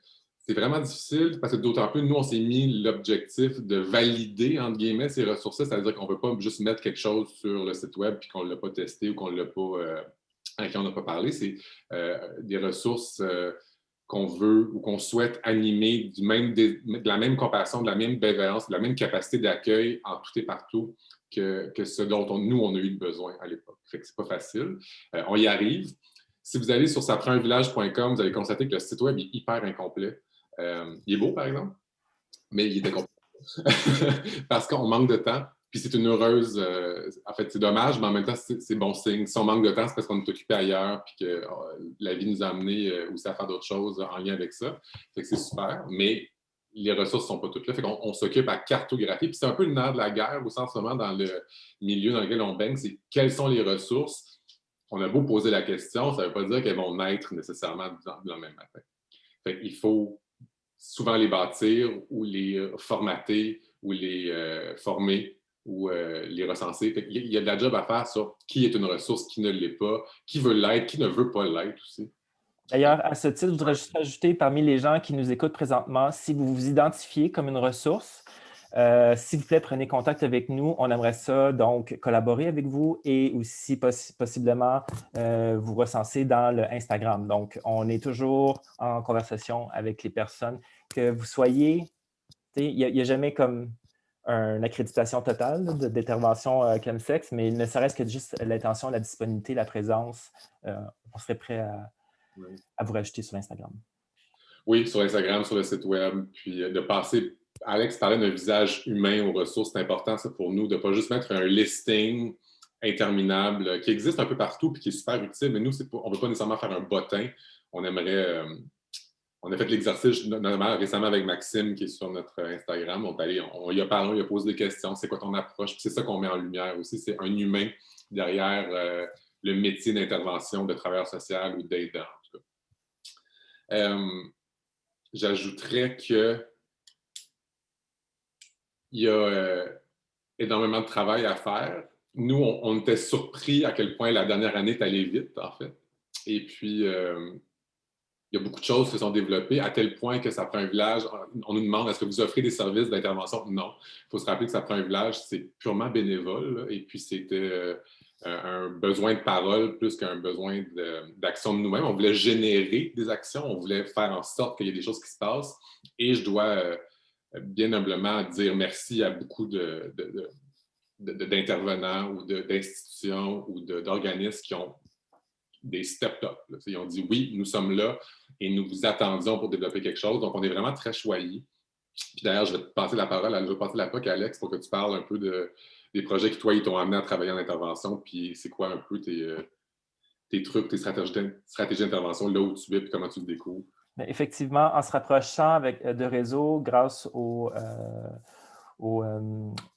programme champion communautaire, on a appris à se connaître un petit peu plus et ça s'est donné qu'il y a eu des sommes d'argent qui ont été trouvées dans certains programmes pour créer un nouveau programme de services conjointement avec donc Réseau et ACCM, pour lequel j'étais engagé. Donc, ça a donné ça fait en sorte que là, présentement, je suis en poste en tant que père intervenant ou père aidant en intervention communautaire chez Réseau et que nous développons actuellement des services qui seront probablement déployés à l'automne prochain. On parle de services, donc on parle de création d'espaces pour les usagers, des espaces qui seront soit virtuels ou en personne et qui permettront à ces gens-là d'échanger, de se rencontrer. Là, j'ai entendu DJ, j'ai entendu Maxime, Marc-Anciel, tout le monde a mentionné la notion de communauté, comme quoi elle fait partie des enjeux durant la consommation et aussi lors de leur cheminement ou de l'arrêt. C'est une réalité que moi, tout ce que je fais, c'est autour de la communauté, c'est autour de la communauté. Je pense que c'est le mot-clé. Donc, ces espaces-là vont servir à ça, justement. Dans un premier temps, ça va être une forme de drop-in, donc un groupe hebdomadaire qui va permettre aux gens de se rencontrer, peu importe où ils sont rendus par rapport au chemsex, pour échanger puis se rencontrer, mais aussi pour des trucs, pour aussi voir, lui, il y a du temps de sobriété, lui, il se remet d'une rechute, lui est en consommation active, je peux donner des trucs, bon, enfin, ainsi de suite. Et dans un deuxième temps, il y aurait des ateliers qui permettraient à des personnes qui ont une démarche un petit peu plus établie, donc sans un cheminement peut-être de pause ou d'arrêt. Donc là, on aurait environ 8 à 9 ateliers consécutifs. Donc, on parle d'une cohorte de gens qui seraient là pour en apprendre un peu plus sur peut-être qu'est-ce qui s'en vient pour moi dans le futur, à quoi peut ressembler le super sex, comment je me refais un cercle d'amis en ne consommant pas, où est la enfin, il y a plein de thèmes comme ça qui pourront être examinés en groupe. Puis en parallèle, ben, il y a une campagne aussi de sensibilisation qui est en train d'être réfléchie. Puis moi, dans un contexte plus personnel, ou en tout cas, je me trouve aussi à faire de l'intervention aussi. Puis d'ailleurs, je sais que Martine m'a dit, as-tu des trucs, Parce que moi, je me trouve à intervenir dans le communautaire. Donc, tu sais, rapidement, le contexte est un petit peu plus large, moins encadré. Et je me trouve à avoir des gens qui, cette fois-ci, ont des questions, qui observent ou qui sont prêts à faire des changements dans leur vie. Fait qu'on a un profil où est-ce que c'est assez intéressant. Ils sont comme, bon, mais comme, qu'est-ce que je fais? Puis, ce qui revient tout le temps, en fait, c'est qu'ils arrivent avec des questions, c'est pressant. Il y a des enjeux, des fois, il y a une certaine urgence aussi qui vient avec ça. Et puis moi, ma job, c'est de ne pas répondre à cette urgence-là. Ce n'est pas de trouver la réponse pour cette personne-là, mais bien de supporter cette personne-là. Donc, de redonner, je considère qu'à travers les accompagnements que je fais, c'est de redonner cette sensation de contrôle. On a souvent mentionné dans les dernières présentations le plus petit pas possible, les baby steps. Donc, à travers ça, effectivement, on redonne une forme d'empowerment à la personne et déjà là, il y a des choses qui s'enclenchent. La notion du lien, on l'a dit aussi souvent et je le répète, le lien, il est super important. Ceci dit, ça ne veut pas dire que vous devez avoir consommé ou être une personne qui s'identifie à la communauté LGBTQ+. Si vous êtes capable de vous préoccuper du bien-être de quelqu'un et de le démontrer avec un côté humain, c'est déjà beaucoup. En anglais, notre slogan, nous autres, c'est « Don't cure, care ».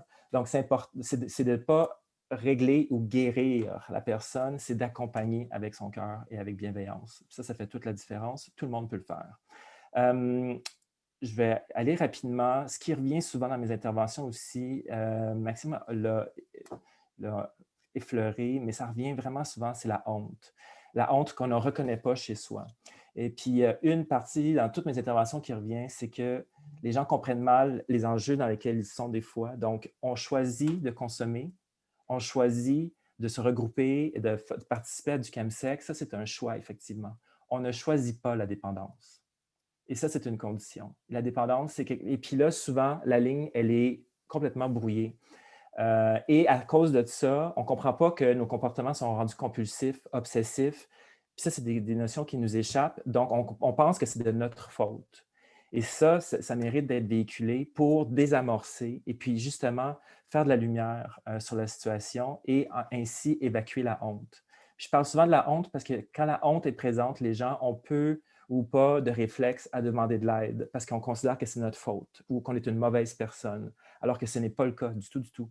Et c'est à nous à accompagner ces gens-là dans ce raisonnement-là pour au moins défaire ces mécanismes-là et par la suite redonner l'autonomie pour aller chercher de l'aide. Donc ça, c'est comme mon gros truc, même dans la première intervention le plus possible. J'en ai plein d'autres trucs, mais comme je sens que le temps presse, je voudrais juste terminer peut-être sur une note.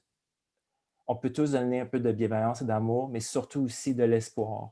Donc, du renforcement positif. Souvent, les personnes qui sont en cheminement ne voient pas les gestes qu'ils posent eux-mêmes pour aller mieux, alors que moi, c'est plus facile de les voir. Alors, c'est de leur dire, tu fais déjà ça. Ça, c'est beaucoup. Ça, c'est vraiment intense. Bravo, continue, tu es dans la bonne... Puis là, ils font comme, ah oui, c'est vrai. Fait que là, on dédramatise à nouveau. Donc, le renforcement positif, pour moi, c'est vraiment important.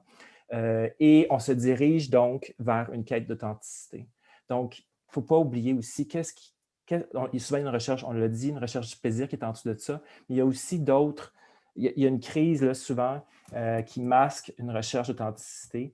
Donc, quand on enlève la honte, on se rapproche de qui on est vraiment et c'est vers ça qu'on veut tendre. Donc, d'explorer ça aussi. Évidemment, il y a la sexualité, évidemment, il y a la consommation, évidemment, il y a les enjeux, les traumatismes, bon, mais il y a aussi des belles choses sur lesquelles on veut aussi se diriger.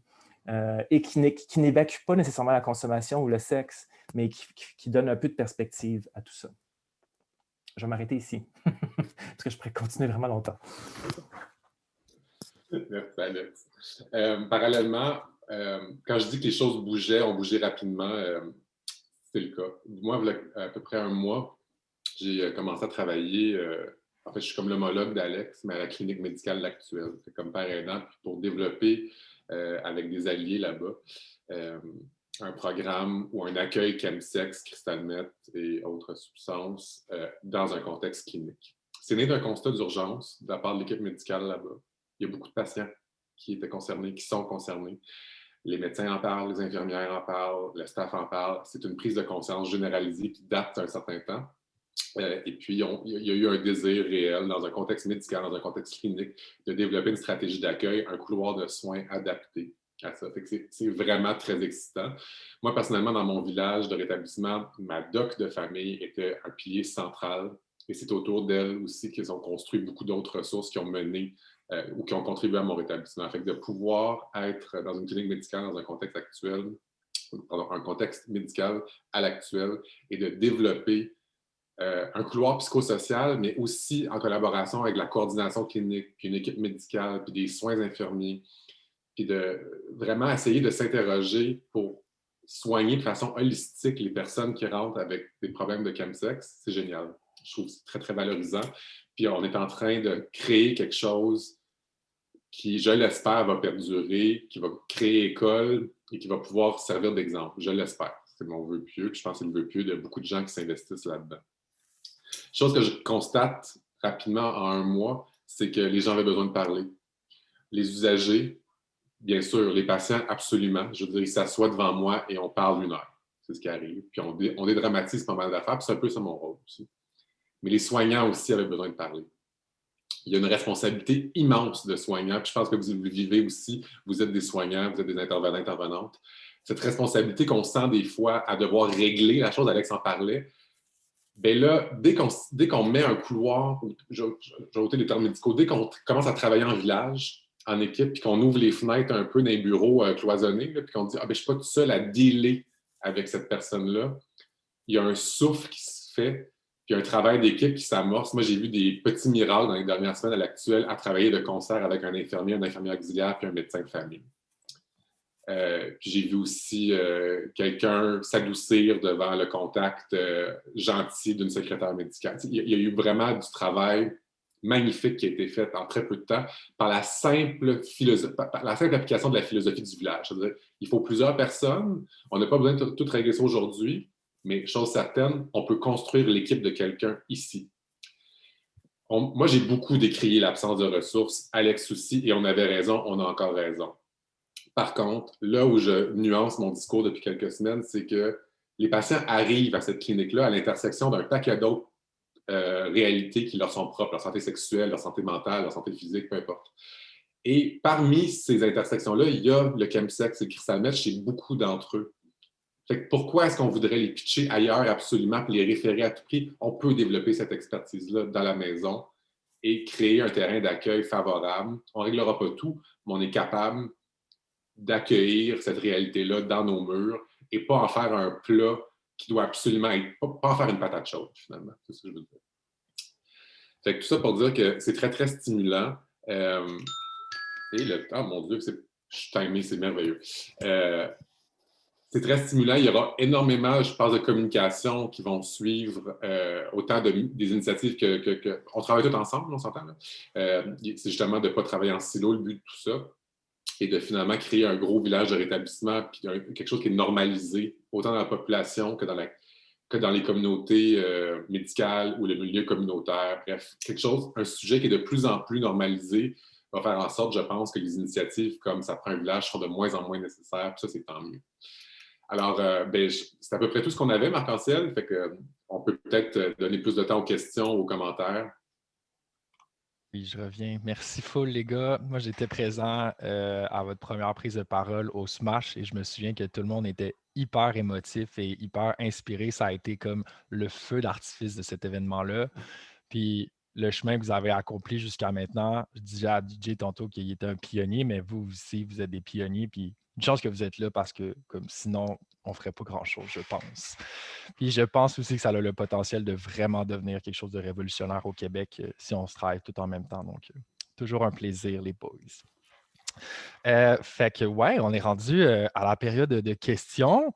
Donc, si vous avez des questionnements, des choses, des commentaires, bien, vous pouvez nous les envoyer dans la section questions et réponses.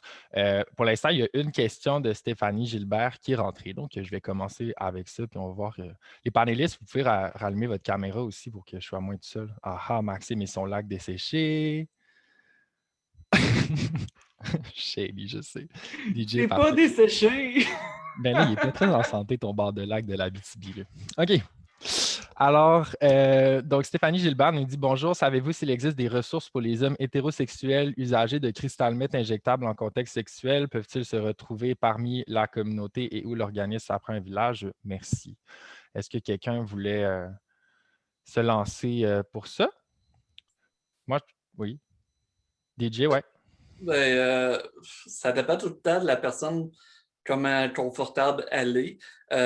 Moi, c'est sûr que mes services que j'offre sont adaptés pour la clientèle qui est ARSA. Mais jamais je vais dire non à quelqu'un qui a besoin d'écoute ou qui a besoin d'accompagnement. C'est sûr que peut-être l'accompagnement que je vais offrir ne répondra pas nécessairement à ses services, à ses besoins, je veux dire. Mais c'est sûr en tout cas, en tant qu'être humain, quand je vois quelqu'un dans le besoin, c'est sûr que je vais essayer essayer de l'aider le mieux que je peux, là.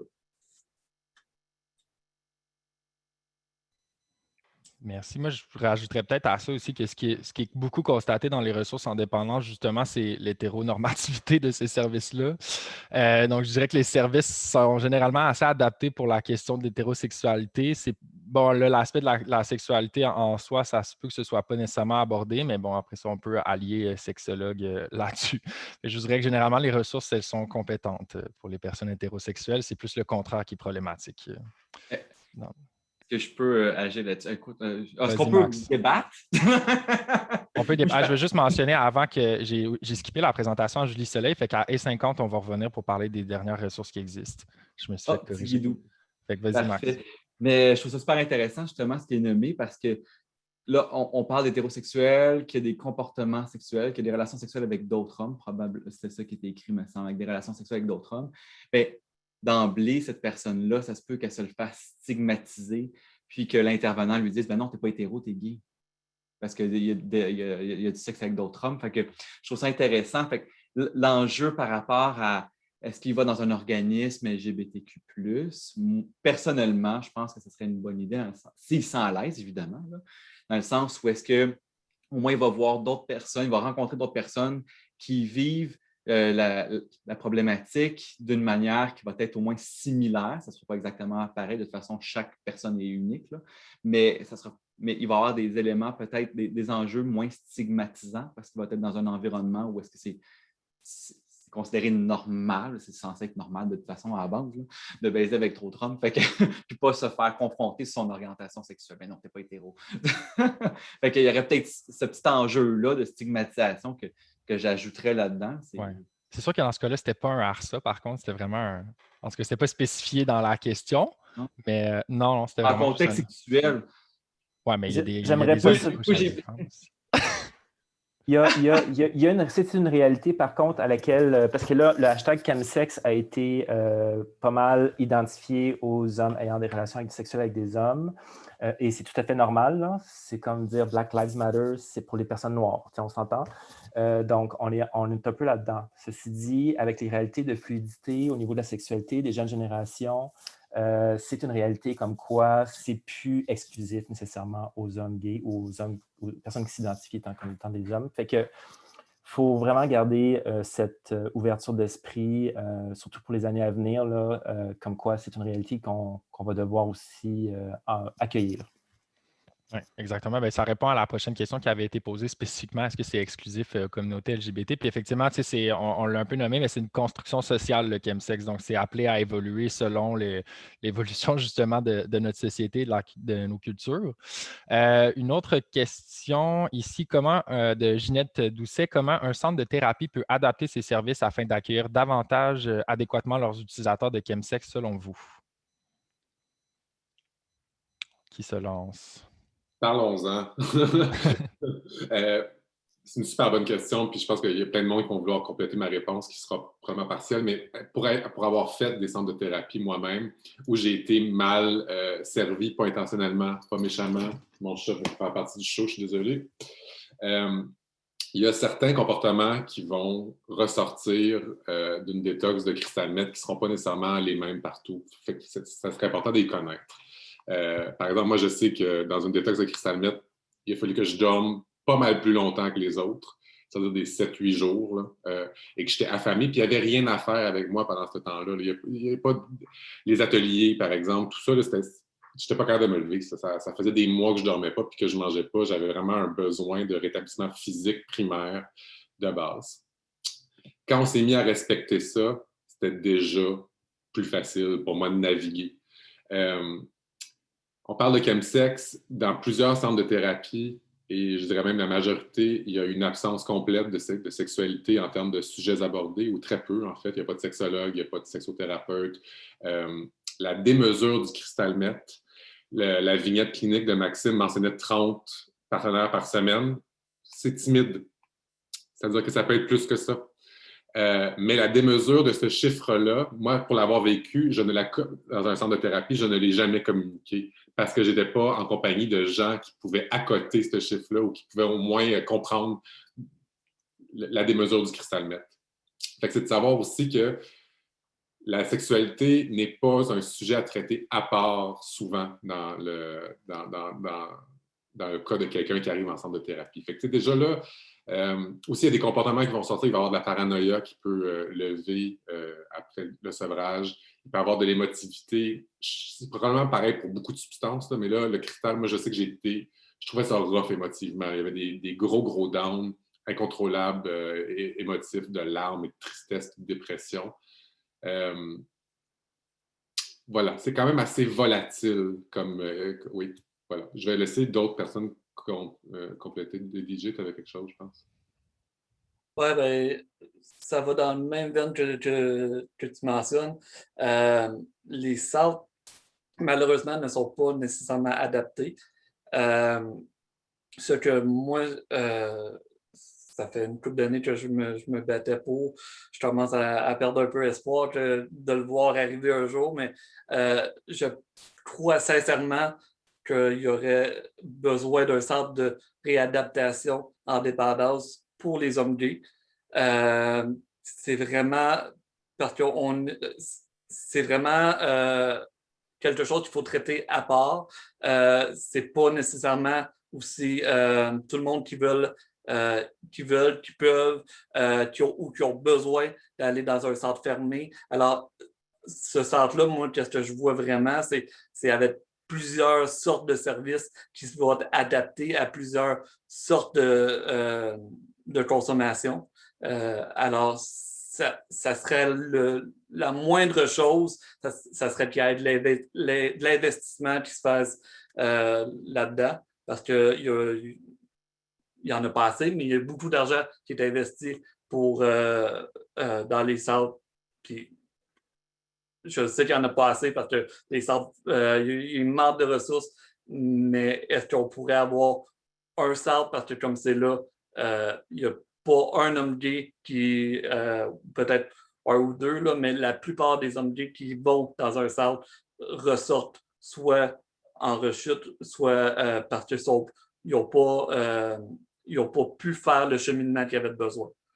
Et je trouve ça vraiment de valeur qu'on puisse pas, après toutes ces années-là, qu'on puisse pas avoir ça. Là. Il manque beaucoup d'argent là-dedans. Oui, Maxime.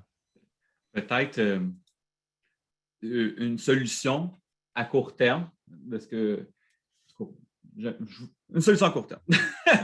Peut-être de sensibiliser les intervenants déjà à la base, de les former au moins moindrement par rapport à la consommation sexualisée, puis surtout, dans les groupes, de créer ce climat de sécurité-là. Donc, vraiment, parce que souvent, il va y avoir, mettons, un gay ou un bi toute la gang, peut-être 2 quand ils sont chanceux. Peut-être 2, peut-être 3, party pogné. Mais bref, de créer un environnement qui va être sécure pour ces personnes-là, puis que les intervenants se sentent à l'aise de rattraper la balle au bon. Fait que, si jamais quelqu'un fait une microagression par erreur ou qui dit un commentaire qui est homophobe, que l'intervenant se sente à l'aise de rattraper ça, puis qu'il se sente à l'aise de faire de l'éducation par rapport à l'orientation sexuelle, par rapport à la sexualité. Puis juste ça à la base, ça va pouvoir aider de rendre le service plus inclusif.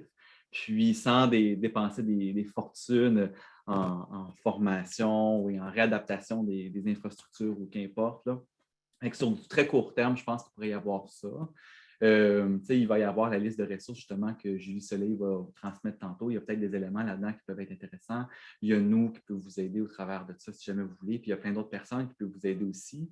Puis c'est ça, fait que la personne se sente à l'aise puis ferrée justement pour parler un peu c'est quoi l'orientation sexuelle. Puis rattraper au bon quand il y a de la discrimination, parce que j'ai entendu des histoires d'horreur sur ce genre de choses-là, puis que ça a chiré, puis, excusez le terme, très vulgaire, là, ça a chiré, puis ça n'a pas bien été ça après la détox ou la réadaptation, qu'importe l'infrastructure dans laquelle s'inscrivait. Oui, puis je rajouterais peut-être à ça aussi de quoi qui peut être vraiment intéressant, c'est de mettre de l'affichage dans ces milieux-là, tu sais, des codes visuels, tu vois, des draps, il y a, je pense, Interligne ou Émergence qui offre ce genre de matériel-là.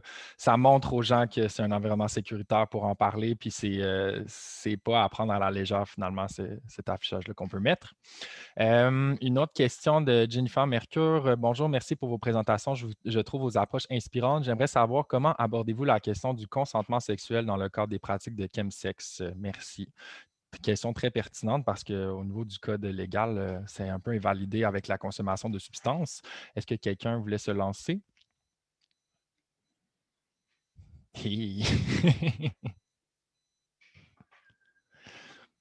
Ben, est-ce qu'on parle du consentement lors des activités sexuelles ou en intervention?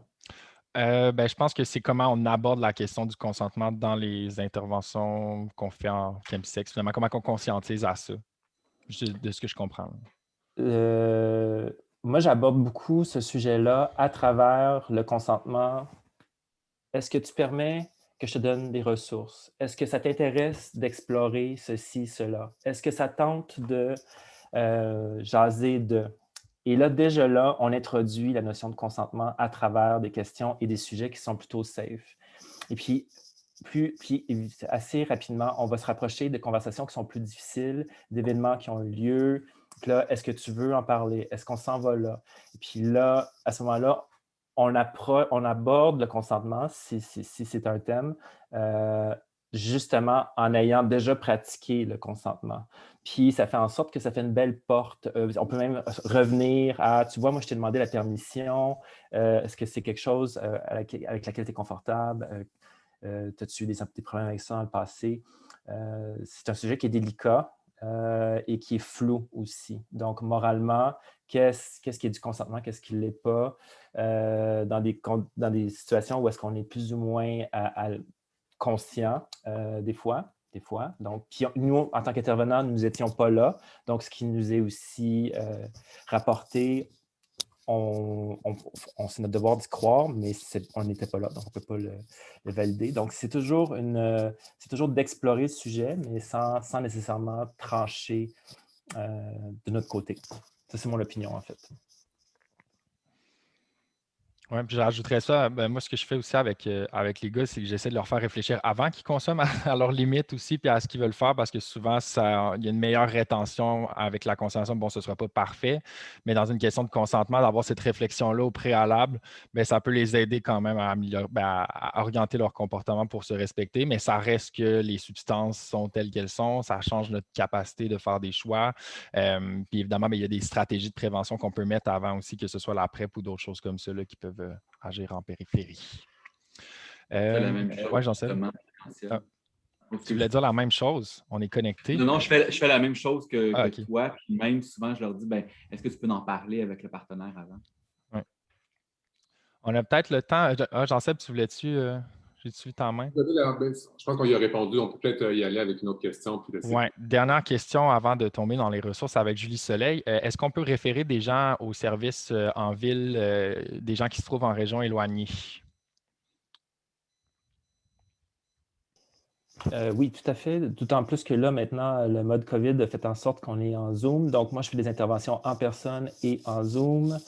Et puis, on a décloisonné ça. Fait qu'effectivement, on peut se jaser même si tu es au Nunavut. Moi, pour les services à contact, souvent, ça marche par texto aussi. Le texto est fort apprécié et fort utilisé. J'ai même du monde qui ont déjà resté à Montréal, qui restent maintenant à Toronto, qui continuent à me texter. Alors, puis moi, on me texte, alors je réponds. Oui, ça, c'est un. Excuse, je voulais juste dire, ça va pour les intervenants aussi. C'est-à-dire qu'on peut se parler aussi à distance. C'est pas juste pour les usagers. Donc, prenons l'habitude de nous parler. Si on peut refléter un des avantages de la pandémie, je pense qu'au niveau de l'accès aux services, ça en est un bon. Maintenant, des professionnels qui peuvent être dans n'importe quelle ville peuvent offrir des services à plus large, dans de plus larges territoires. Puis ça, c'est assez précieux parce qu'effectivement, en région, on n'a pas besoin d'aller loin pour voir le drop encore plus impressionnant de ressources et d'outils accessibles. Fait que je laisserai la parole. Merci beaucoup, tout le monde. Je vais prendre le temps de vous remercier à la toute fin, mais je laisserai la parole à Julie Soleil-Missen pour compléter avec les dernières ressources. Donc, bonjour tout le monde. Wow, quelle belle présentation. Ça a super bien été. Vraiment plein de belles informations. Moi, je vais prendre quelques minutes, même pas, pour vous parler d'une ressource de la communauté de pratique Intersection qui est en train de se faire redéfinir. Cette plateforme avait un mandat précis, se consacrait vraiment sur la consommation de substances psychoactives avec les hommes gays, bisexuels et ayant des relations sexuelles avec d'autres hommes. Toutefois, à partir de 2019, l'AIDQ a pris une décision de virer ça un peu plus par plusieurs consultations, bien sûr, des membres de la communauté de pratique et de ses partenaires, afin d'élargir un peu le mandat de la communauté de pratique ainsi que de réviser celle-ci, parce qu'on s'est rendu compte un peu comme il y en a qui l'ont demandé, mais oui, le chemsex était lié à une certaine communauté, mais il y a la santé sexuelle et la sexualité et les substances qui est aussi une question de tous. Hein. Et donc, ce projet-là, dans la dernière année, on l'a beaucoup réfléchi et c'est beaucoup pour les intervenants, bien sûr. Hein, c'est pour créer des liens, surtout entre les différentes régions du Québec qui se préoccupent par rapport à ces questions-là. Valider et développer les connaissances actuelles. On voit qu'il manque beaucoup de connaissances, il manque beaucoup de choses autour de ça. Et aussi comment partager les ressources et partager entre nous comme intervenants les pratiques qui fonctionnent bien et qu'on connaît. Beaucoup de nos pratiques sont sur notre savoir expérientiel comme intervenant ou comme personne venant ou issue de ces milieux-là. Et souvent, il n'y a pas tant d'écrits que ça, il n'y a pas tant de choses que ça, mais c'est des choses qu'on vit et qu'on fait. Et donc, c'est beaucoup pour développer un peu ces différentes compétences-là. C'est sûr qu'avec la pandémie et la ressource qui s'occupe d'intersection a dû réduire ses heures pendant quelques temps. Et donc, ça a le fait que notre échéancier a été retardé. Mais cette année, on met la priorité là-dessus et on a commencé vraiment à rejoindre des collaborateurs, à essayer de voir comment on peut construire ça en co-construction avec tout le monde aussi. On travaille beaucoup en partenariat avec plusieurs différentes personnes issues des différents milieux. Donc, c'est sûr que il y a beaucoup d'intervenants ici, il y a peut-être beaucoup de gens qui sont intéressés. Certainement, vous pouvez toujours m'écrire et je peux vous donner les informations, mais suivez-nous aussi sur notre infolette, Facebook, Instagram, Twitter, peu importe. Ces choses-là vont sortir. Et certainement, ceux qui faisaient déjà, il y avait une grosse beaucoup d'intervenants qui faisaient partie de cette communauté de pratique vont être relancés et on va rejoindre, mais on le sait qu'avec le temps, les choses passent beaucoup. Donc, ça, c'est une des choses. Également, je pense qu'Alexandre et Jean-Sébastien, vous l'avez bien dit, hein, avec les ressources, souvent nos ressources qu'on a, il y en a. Je pense, Marc-Anciel, tu l'as dit aussi, hein, il manque des ressources. Puis des fois, j'aime bien là, de recenser les ressources qui sont adaptées et validées aussi. Puis souvent, on partage plein de choses, puis on ne le sait pas trop, est-ce que ça a du sens? Et Alexandre, on a parlé de ça tout ensemble, puis Alexandre nous a proposé une liste qui avait déjà commencé dans ce sens-là et que les autres panélistes et les autres personnes ici présentes ont pu rajouter certaines choses là-dedans. Donc, on a fait cette liste-là, elle sera disponible en PDF, elle vous sera envoyée par courriel et il y a plusieurs ressources, autant des outils, des articles, des vidéos et aussi des ressources de personnes à laquelle vous pouvez appeler ou que, tout ça, et qui font du sens sur cette thématique-là et qui pourraient être vraiment aidants pour ceux qui veulent avoir plus d'informations là-dessus. Puis, n'oubliez pas, si vous voulez une attestation, parce qu'on le voit la question, si vous voulez une attestation pour aujourd'hui, l'évaluation, c'est important pour qu'on puisse vous la faire parvenir. Puis, voilà. Et la seule personne que vous n'avez pas vu beaucoup, c'est Martine Fortin, là, mais qui a aidé énormément. Je sais peut-être que Marc-Ancel, tu vas le dire, là, mais qui a été vraiment celle qui nous a tous dirigés aujourd'hui. Donc, j'aimerais ça quand même la remercier de la Coxida et qui s'occupe de la formation. Et on a travaillé en équipe beaucoup pour faire ça. Et donc, vraiment une belle collaboration. Puis, je voulais juste toutes vous remercier moi-même personnellement de cette discussion qui a été fort, fort intéressante. Puis, j'espère qu'on va continuer dans le temps parce que je pense qu'on en a besoin encore plus de ça. Donc, j'arrêterai là. Je te laisse la parole, Marc-Ancel. Parfait. Ben c'est ça, j'étais rendu à remercier l'équipe étoile qu'on avait aujourd'hui. C'était trippant de tout être ensemble parce que je pense qu'on est cool puis qu'on est genre vraiment amazing. Fait que je n'irai pas dans les flaflas là. Fait que je voudrais remercier Maxime, Daniel, Jonathan, Alexandre et Jean-Sébastien et moi-même du coup. Et vraiment aussi Jolie Soleil et Martine Fortin qui étaient dans l'arrière-scène pour coordonner tout ça. Merci full, beaucoup, beaucoup, beaucoup. Vous êtes souvent les piliers de ces espaces d'échange. Puis, c'est ça, votre rôle est hyper, hyper essentiel. Sinon, on le redit encore, mais le lien de l'évaluation est disponible dans le canal de discussion. Donc, merci de le compléter après s'être quitté aujourd'hui. Sinon, restez à l'affût des prochains événements d'échange et de formation continue offerts par la Coxida, la IDQ et les autres organismes partenaires. Et là-dessus, je vous dis namasté et bonne fin de journée. Merci. Bye. Bonjour tout le monde.